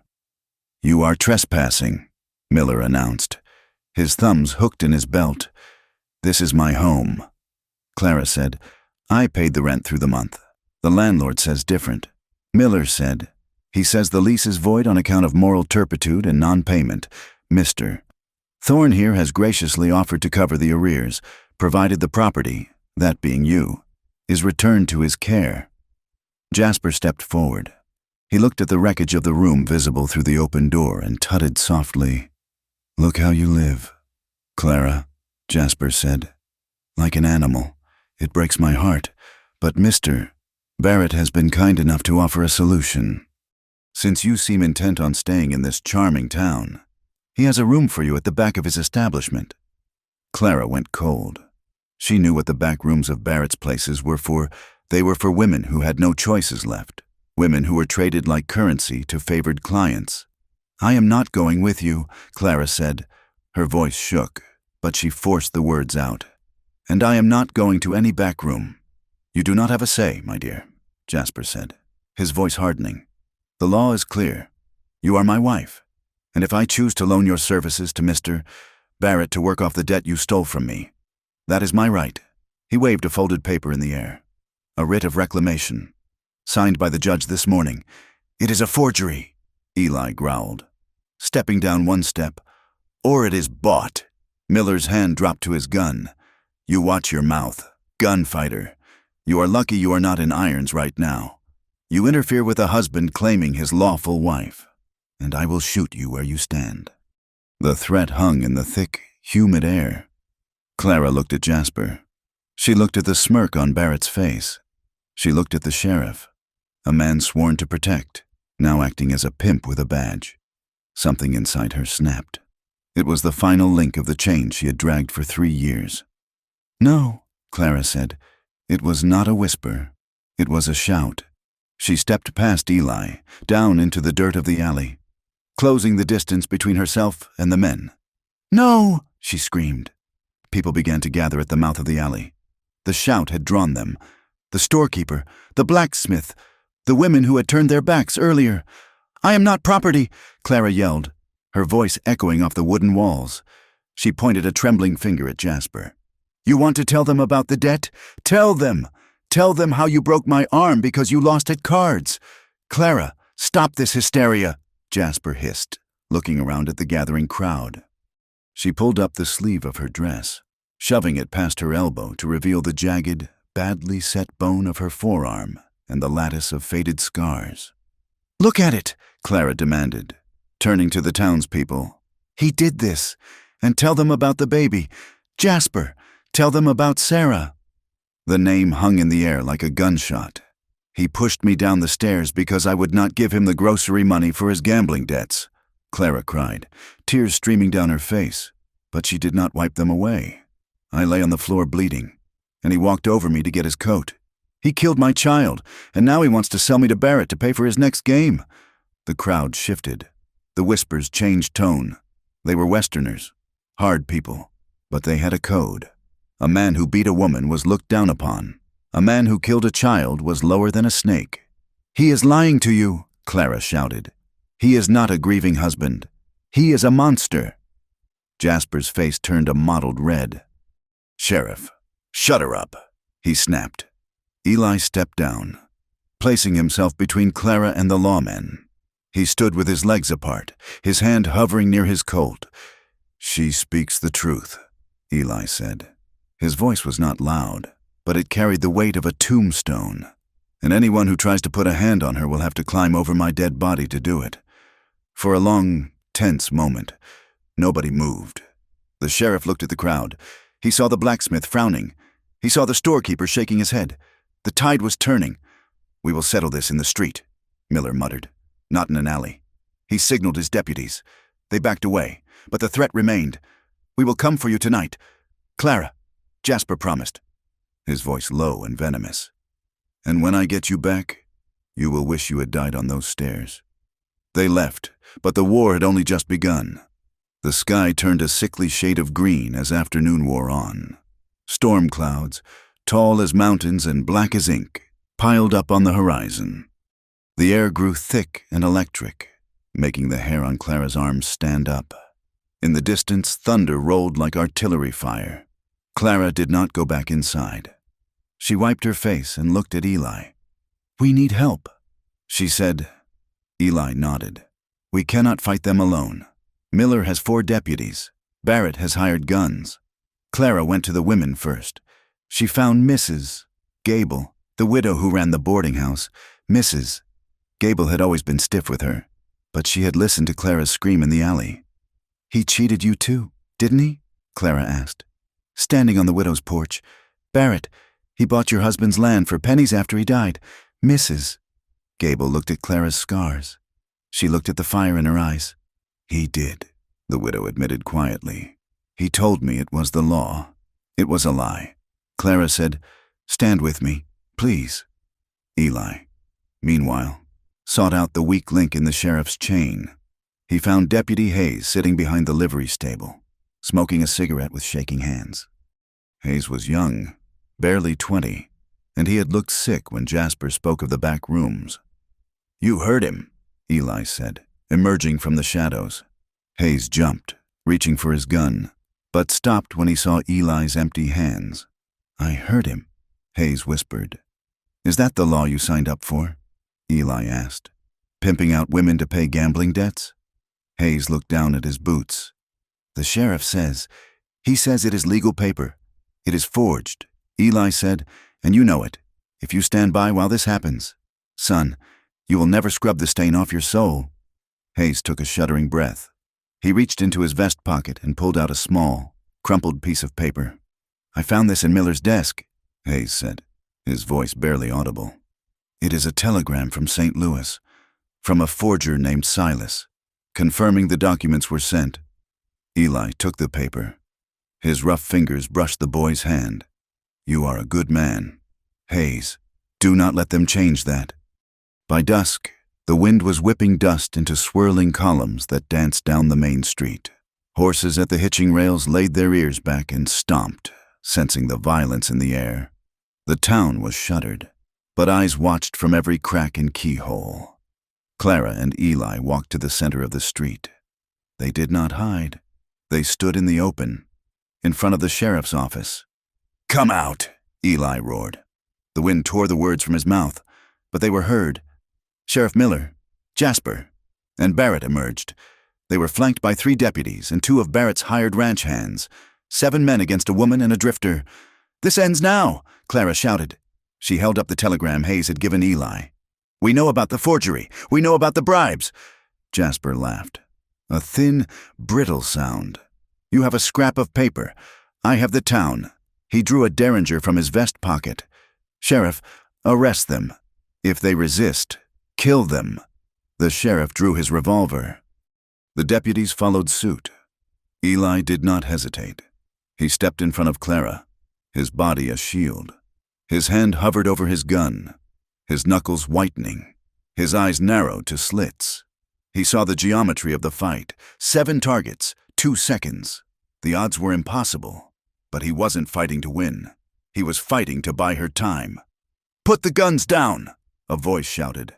From the boardwalk, the blacksmith stepped out with a shotgun. "Misses!" Gable stood on her porch with a rifle. Deputy Hayes stepped out of the sheriff's office, his gun drawn, pointed at Miller. "I cannot let you do this, Sheriff," Hayes said, his voice cracking. "Treason!" Miller shouted, turning his gun toward the boy. Chaos erupted. A shot rang out. Barrett, firing at the blacksmith. The street exploded into noise. Eli drew. His motion was a blur, the muscle memory of 1,000 hours of practice. He fired, not at the sheriff, but at the hired gun aiming at Hayes. The man dropped, clutching his shoulder. Jasper raised his derringer, aiming straight at Clara. Clara saw the silver flash of the barrel. She did not scream. She did not freeze. She lunged. She shoved a deputy who was taking aim at Eli, knocking his arm wide. The deputy's bullet tore up the dust at Eli's feet. Eli pivoted, firing again. He hit Barrett in the leg, sending the cattleman crashing to the dirt. But Jasper was still standing. He leveled the derringer at Eli's back. "Eli!" Clara screamed. She threw herself toward Jasper, grabbing for the gun. Jasper fired. The sound was a small pop compared to the roar of the Colts, but the impact was sickening. Eli jerked as if he had been punched. A blossom of red exploded on the left side of his shirt, just above the hip. He stumbled, falling to one knee, but he did not drop his gun. He looked up, eyes burning with a terrible light. He saw Jasper raising the gun for a second shot, this time at Clara's head. Eli steadied his hand with his other arm. He took a breath. He fired. The bullet caught Jasper square in the chest.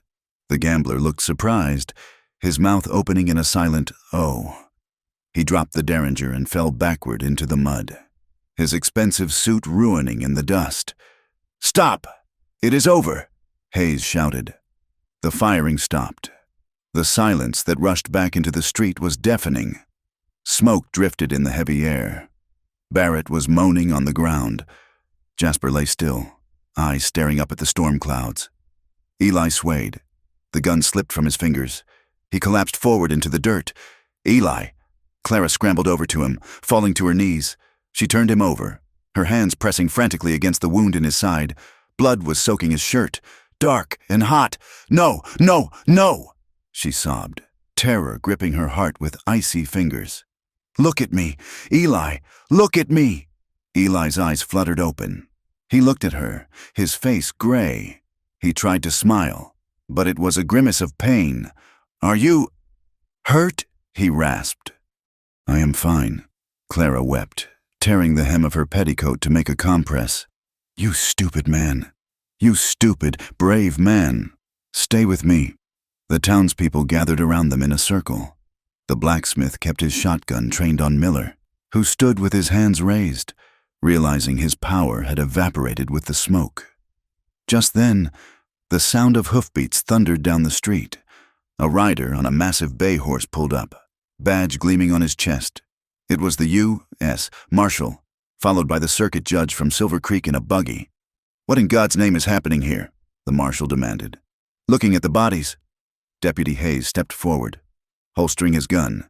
"Justice, Marshal, just a little late." The next hour was a blur of activity. The doctor was summoned for Eli. The marshal and the judge took statements. The evidence was overwhelming. The telegram, the testimony of Mrs. Gable, the confession of a terrified Sheriff Miller who turned on Barrett to save his own skin. Clara sat on the boardwalk outside the doctor's office, her dress stained with Eli's blood. She answered the questions mechanically. Yes, Jasper was her husband. Yes, he abused her. Yes, Eli acted in self-defense. By midnight, the verdict of the street was confirmed by the law. Jasper's claim was nullified by his death and the proof of his fraud. Sheriff Miller was in irons. Barrett was under house arrest, pending trial for corruption. Clara was free. She went into the doctor's office.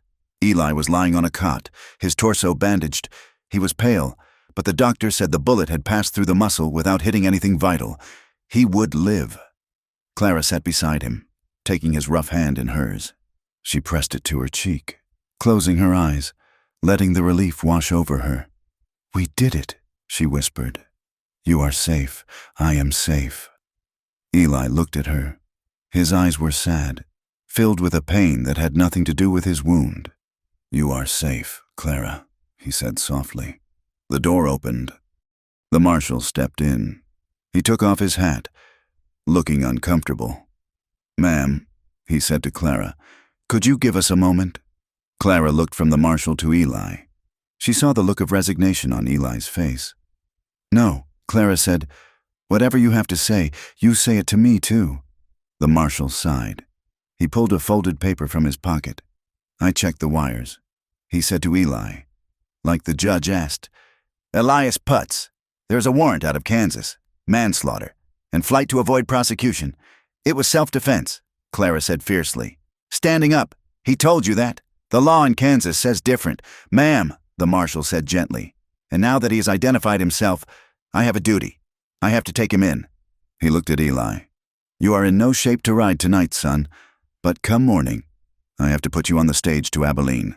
You will stand trial." Eli nodded. "I know. Marshal, I will come with you," Clara said immediately. "I will testify." "No," Eli said. Clara turned to him, shocked. "What? You cannot come?" "Clara, Kansas is not this town, the family of the boy I killed. They have money. They have power. It will be a circus. If you are there, they will use you to get to me. They will drag your name through the mud again." "I do not care," Clara cried. "I do," Eli said. He sat up, groaning with the effort. "I spent the last month fighting to get you free of a life that was killing you. I did not do it so you could follow a convict into a cage." The marshal looked at them, then put his hat back on. "I will be outside. You have got until dawn." He left the room. Clara stood by the cot, her hands shaking. "You are leaving me?" she whispered. Eli swung his legs over the edge of the cot. He stood up, swaying slightly, clutching his side. He walked over to her. "I have to go. Clara, if I stay, I am a fugitive. I will bring the law down on your head every day. You have a chance now. You have the laundry, you have your name back. You can build something real here." He reached out, his hand cupping her face. His thumb brushed away a tear. "I have to go and face it," he said. "I have to set things right, or I will never be the man you deserve." Clara grabbed his shirt, her fingers digging into the fabric. She looked up at him, her eyes wide and terrified, stripping her soul bare. "Please," she begged, her voice breaking into a sob. "Please do not leave me broken." The words hung in the air, a devastating echo of her deepest fear. She wasn't asking him to stay for her safety anymore. She was asking him to stay for her heart. Eli froze. He looked down at her, and his own heart shattered. He wanted to stay. God, he wanted to stay. He wanted to build that porch they had never talked about, but both imagined. He wanted to wake up and see her face every morning. But he knew that if he stayed, he would eventually destroy her. The warrant would always be there. The bounty hunters would come. He pulled her into him, wrapping his arms around her, holding her so tight it hurt his wound. But he didn't care. He buried his face in her hair, breathing her in, the smell of rain and dust and courage. "I am not leaving you broken." "Clara," he whispered into her hair, his voice thick with tears. "You are the strongest thing I have ever known. You fixed me." He pulled back, forcing her to look at him. "I am going to go to Kansas. I am going to stand in that box and tell the truth.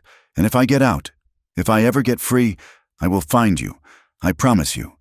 Clara, I will find you." He kissed her then. It was a kiss of desperation, of salt and blood and love that felt like dying. Then he stepped back. His hand slipped from hers. "Goodbye. Clara." He turned and walked toward the back door, moving stiffly, into the dark alley where the marshal was waiting. Clara stood in the center of the room. The silence rushed back in, louder than the gunshots had been. She felt the cold air from the open door.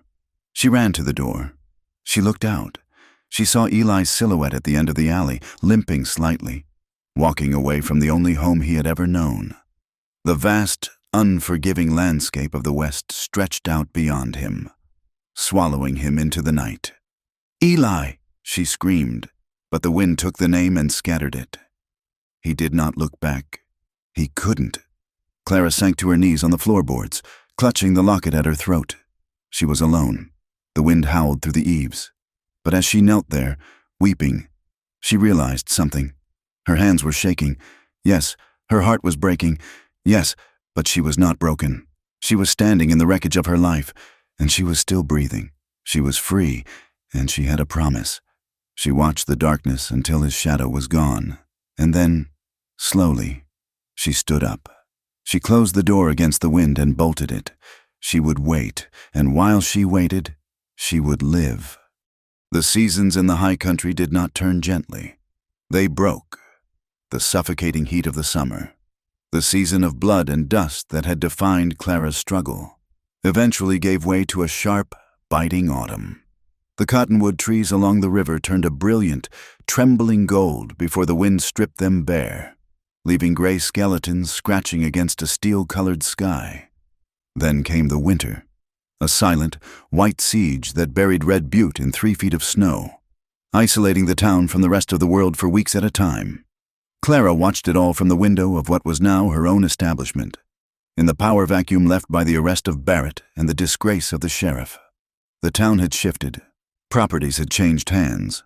Debts had been recalibrated, with the last of the money she had saved, and a loan from the blackened-thumbed blacksmith who had stood with her in the street. Clara had taken over the lease of Mrs. Gable's boarding house when the widow decided to move east to be with her sister.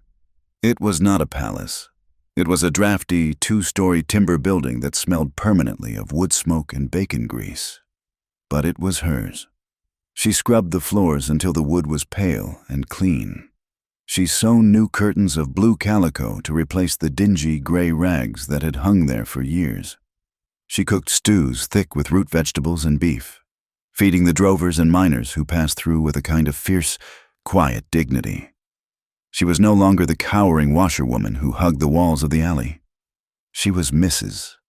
Thorne, though she used the name only for business legality, preferring just Clara to those she trusted, the proprietress of the cleanest house in the territory. Work was her anchor. She rose before dawn to light the stove, the air in the kitchen so cold her breath plumed before her face. She kneaded dough with knuckles that were no longer cracked and bleeding, though they were strong and broad now. She found a rhythm in the days, a steadiness that slowly began to mortar the cracks in her spirit. Yet, the silence of the house at night was loud.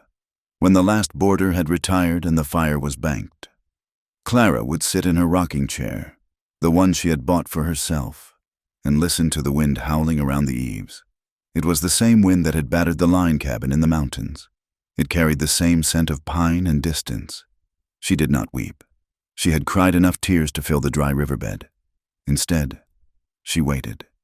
She did not know what she was waiting for. A letter, a ghost, or just the permission to stop holding her breath. The town of Red Butte had not become a paradise. Prejudice was a weed with deep roots, and it did not wither overnight just because a few bad men were in chains. There were still women who crossed the street to avoid walking near Clara's shadow. They whispered behind their fans at church, murmuring that a woman who had been part of a gunfight, a woman who had lived on the road with a fugitive, was no proper lady. They called her hard. They said she had forgotten her place. Clara let them talk. She found that their words, which once felt like stones thrown at her glass heart, now felt like dry leaves blowing past her boots. She had earned her place. One afternoon, a young girl named Sarah, a name that still made Clara's heart ache, came running to the back door of the boarding house. Sarah worked at the saloon, wiping tables, and she was shaking, her dress torn at the shoulder. "He says I owe him," Sarah sobbed, clutching Clara's apron. "The new foreman. He says I have to come upstairs." Clara did not hesitate. She wiped the flour from her hands and walked straight to the saloon. She did not take a gun. She took her presence. She walked through the swinging doors, the afternoon light cutting a swath through the smoke. The saloon fell quiet. Clara Thorne walked with her head high, her shoulders back.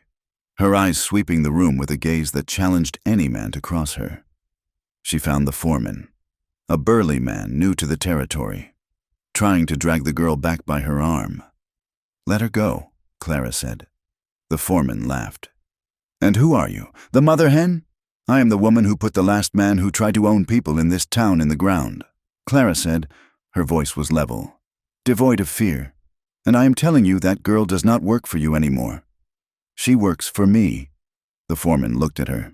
He looked at the men around the room, men who had seen Eli fire that shot, men who knew the story. None of them moved to back him up. The bartender busied himself polishing a glass. The foreman let the girl go. Clara took Sarah's hand and walked her out of the saloon, down the center of the main street. She did not hunch her shoulders. She met the eyes of the storekeeper's wife, who was watching from the window. She did not look away until the other woman did. The landscape, once a source of terror, became her cathedral. On Sunday afternoons, when the house was quiet, Clara would saddle the small mare she had bought, a sturdy, stubborn creature she called Bess, and ride out of town. She rode past the edge of the valley, up toward the red rock buttes that stood like sentinels against the sky. She learned to read the land. She learned that the circling of hawks meant water or a kill. She learned that the purple clouds in the west meant she had an hour to find shelter. She would stop at the top of a rise and look out over the endless brown plains. The land was indifferent to her. It did not care about her past, her shame, or her loss. And in that indifference, she found peace. The vastness did not want to swallow her anymore. It gave her room to breathe. She was a speck on the face of the earth, but she was a living speck, enduring just like the sagebrush and the twisted juniper. But she never rode toward the north. She never rode toward the trail that led to Kansas. That was a wound she could not yet touch. Spring arrived with a violent thaw.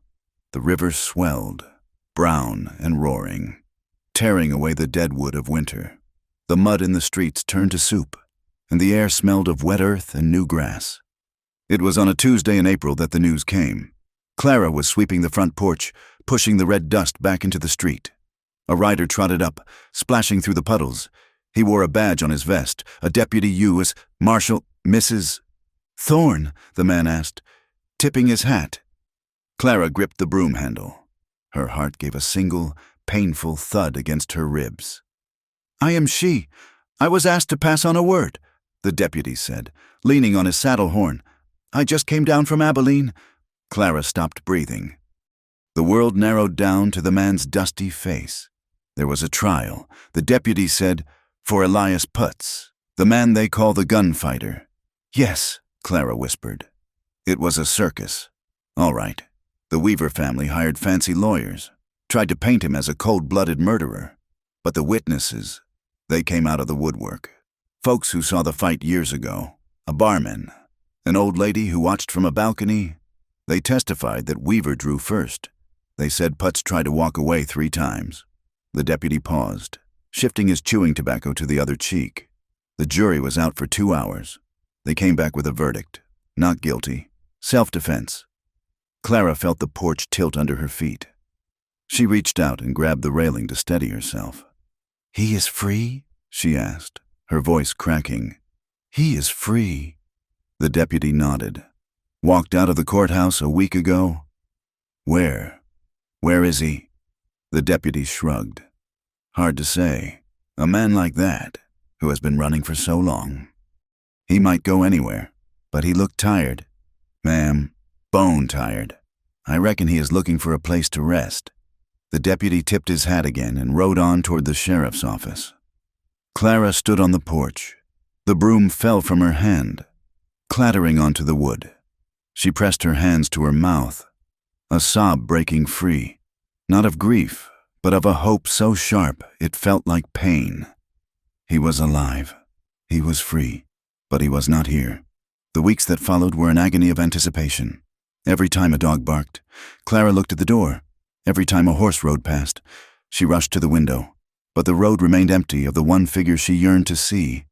Doubt began to creep in, cold and insidious. Had he changed his mind? Had the freedom tasted so sweet that he wanted to keep running? To lose himself in the new territories where no one knew his name? Maybe he thought she was better off without him. Maybe the promise he made in the doctor's office was just words spoken to comfort a weeping woman. No, Clara told herself, kneading the dough with fierce punches. He promised. He does not break promises. It was late May when he came. The afternoon was hot, the air shimmering with heat waves that rose from the hard-packed earth. Clara was in the vegetable garden she had planted behind the house, pulling weeds from the rows of beans. The sun beat down on her neck, warm and heavy. She heard the sound of a horse walking slowly. It was not the trot of a traveler passing through, but the plodding walk of a beast at the end of a long journey. Clara stood up. She wiped her dirty hands on her apron. She walked around the side of the house to the front street. A rider was coming down the center of the road. He was backlit by the western sun, a dark silhouette cut out of the glare. Dust swirled around the horse's hooves. Clara squinted, shading her eyes with her hand. The rider sat with a distinctive slump, a weariness that went down to the bone, but there was a solidity to him. He did not move with the rocking of the horse. He was part of it. Clara's heart slammed against her chest. She took a step forward, off the porch, into the dust. The horse stopped 10 feet away. It was the same big dust-colored gelding, looking older and rib-thin, but steady. The man swung down from the saddle. He moved stiffly, favoring his left side where the bullet had gone through. He took off his hat and slapped the dust from it against his leg. He looked older. The gray in his beard had spread, and there were new lines etched around his eyes, deep grooves of exhaustion and worry. He was thinner, his coat hanging loosely on his frame, but his eyes, the dark, haunted look was gone. In its place was a quiet, steady light. Eli. Clara breathed. He looked at her. He took in the clean apron, the strength in her stance, the way she looked at him without flinching. "Clara," he said. His voice was raspier than she remembered, worn down by the wind. They stood there for a long moment, separated by 10 feet of road and 6 months of silence. The town around them seemed to fade away. There was no sheriff, no gossip, no staring eyes, just a man and a woman and the dust. "You came back," Clara said, her voice trembling. "I said I would," Eli replied. He dropped his hat in the dirt. He took a step toward her, then stopped, as if waiting for permission.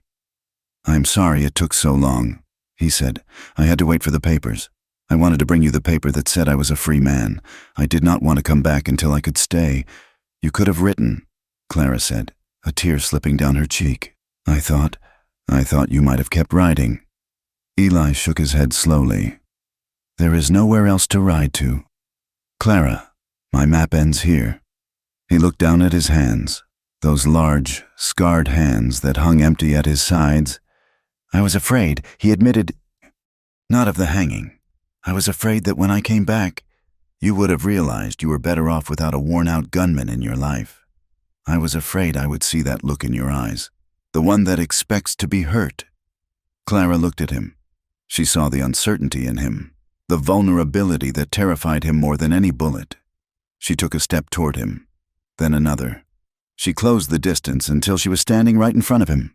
"Look at my eyes, Eli," she whispered. He looked down into her face. He searched her gaze.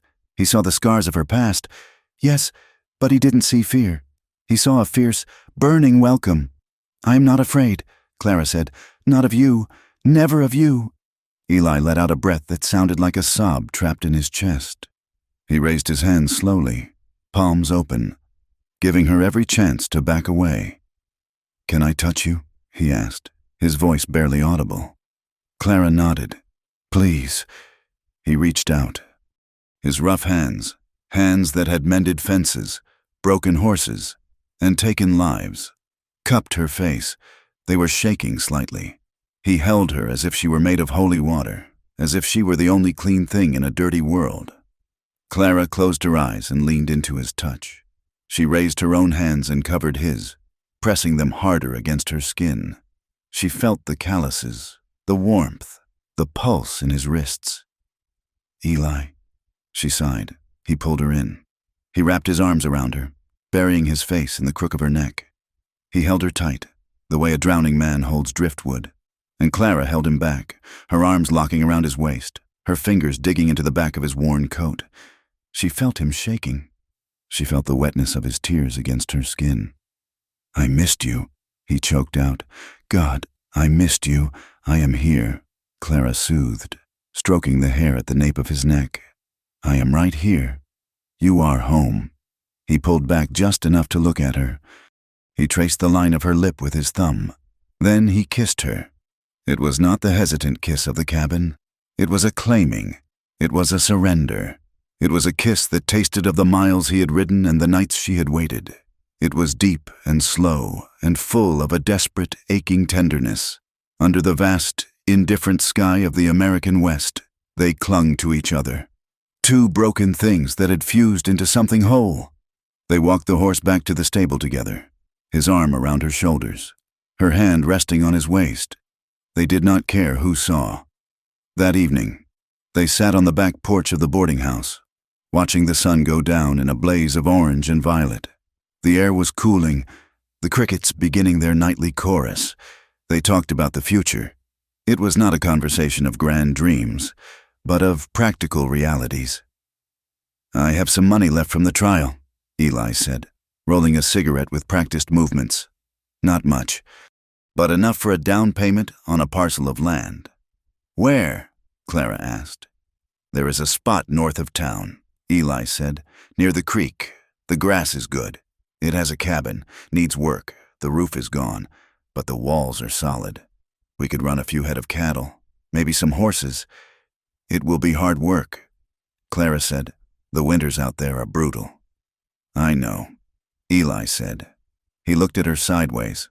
"And folks here, they might never truly accept us. I will always be the gunman. You will always be the woman who ran away." Clara looked out at the darkening buttes. She thought about the whispers. She thought about the wind. "Let them talk," she said. "We do not need them. We need the land, we need the work, and we need each other." She turned to him. "We can take in strays, Eli, animals that nobody wants, maybe people who have nowhere else to go. A place for broken things to mend." Eli looked at her, and the love in his eyes was so intense it made her chest ache. "A place for us," he said. A year later, the cabin stood on a rise overlooking the creek. The roof was new, tight shingles that kept out the rain. A corral had been built of cedar posts, holding 2 horses and a milk cow. Smoke curled from the chimney, smelling of coffee and pine. It was a hard life. The drought had come back in July, turning the grass brown and forcing them to haul water from the river until their backs screamed. The winter had been vicious, snow drifting up to the windowsills, but they had survived. Clara stood on the porch, wiping her hands on her apron. The wind was blowing, tugging at the loose strands of her hair, but she did not flinch from it.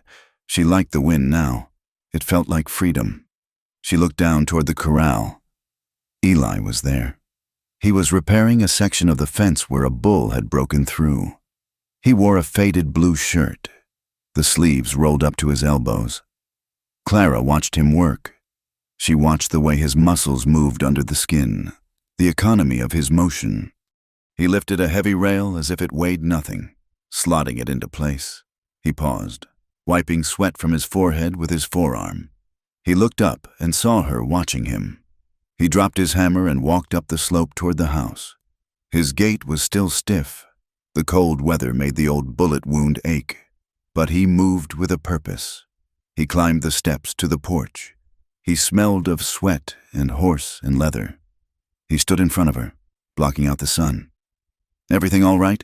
he asked. Clara smiled. She reached out and took his hands. They were dirt-stained, scarred, the knuckles swollen from the work. They were the roughest things she knew. She turned them over, tracing the lines of his palms. "I was just watching you," she said. Eli's face softened. He pulled his hands gently from hers and reached up to cup her face. His skin was like sandpaper against her cheek, but his touch was light as a feather. "I am not going anywhere." "Clara," he said, reading the shadow of the old fear that sometimes still flickered in her eyes. "I know," she whispered. She leaned her forehead against his.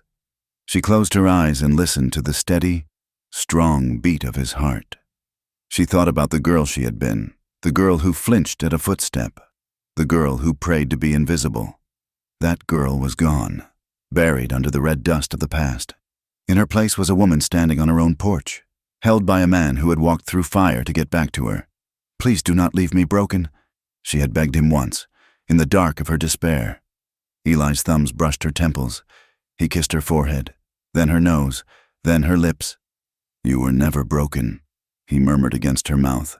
"You were just waiting to be found." Clara opened her eyes. She looked at him, and she looked at the wild, harsh land that stretched out around them. It was dangerous. It was unforgiving. It would try to kill them with ice and thirst and storm. But as she rested in the cradle of his rough hands, her heart beating a steady rhythm against his, Clara knew the truth. They had built a fortress out of their scars, and in this vast, wide-open country, they were finally, truly home. Thank you so much for listening to this story. It has been a long journey from the dusty streets of Red Butte to the quiet peace of that final porch. And I hope Clara and Eli's story resonated with you. I would love to hear where you are listening from today. Please leave a comment down below and let me know which part of the story meant the most to you. If you enjoyed this tale of the American West, please consider subscribing to From Wild West. Your support helps keep these stories alive. Feel free to share your thoughts and feelings about the ending in English in the comments section. Until next time, keep your eyes on the horizon.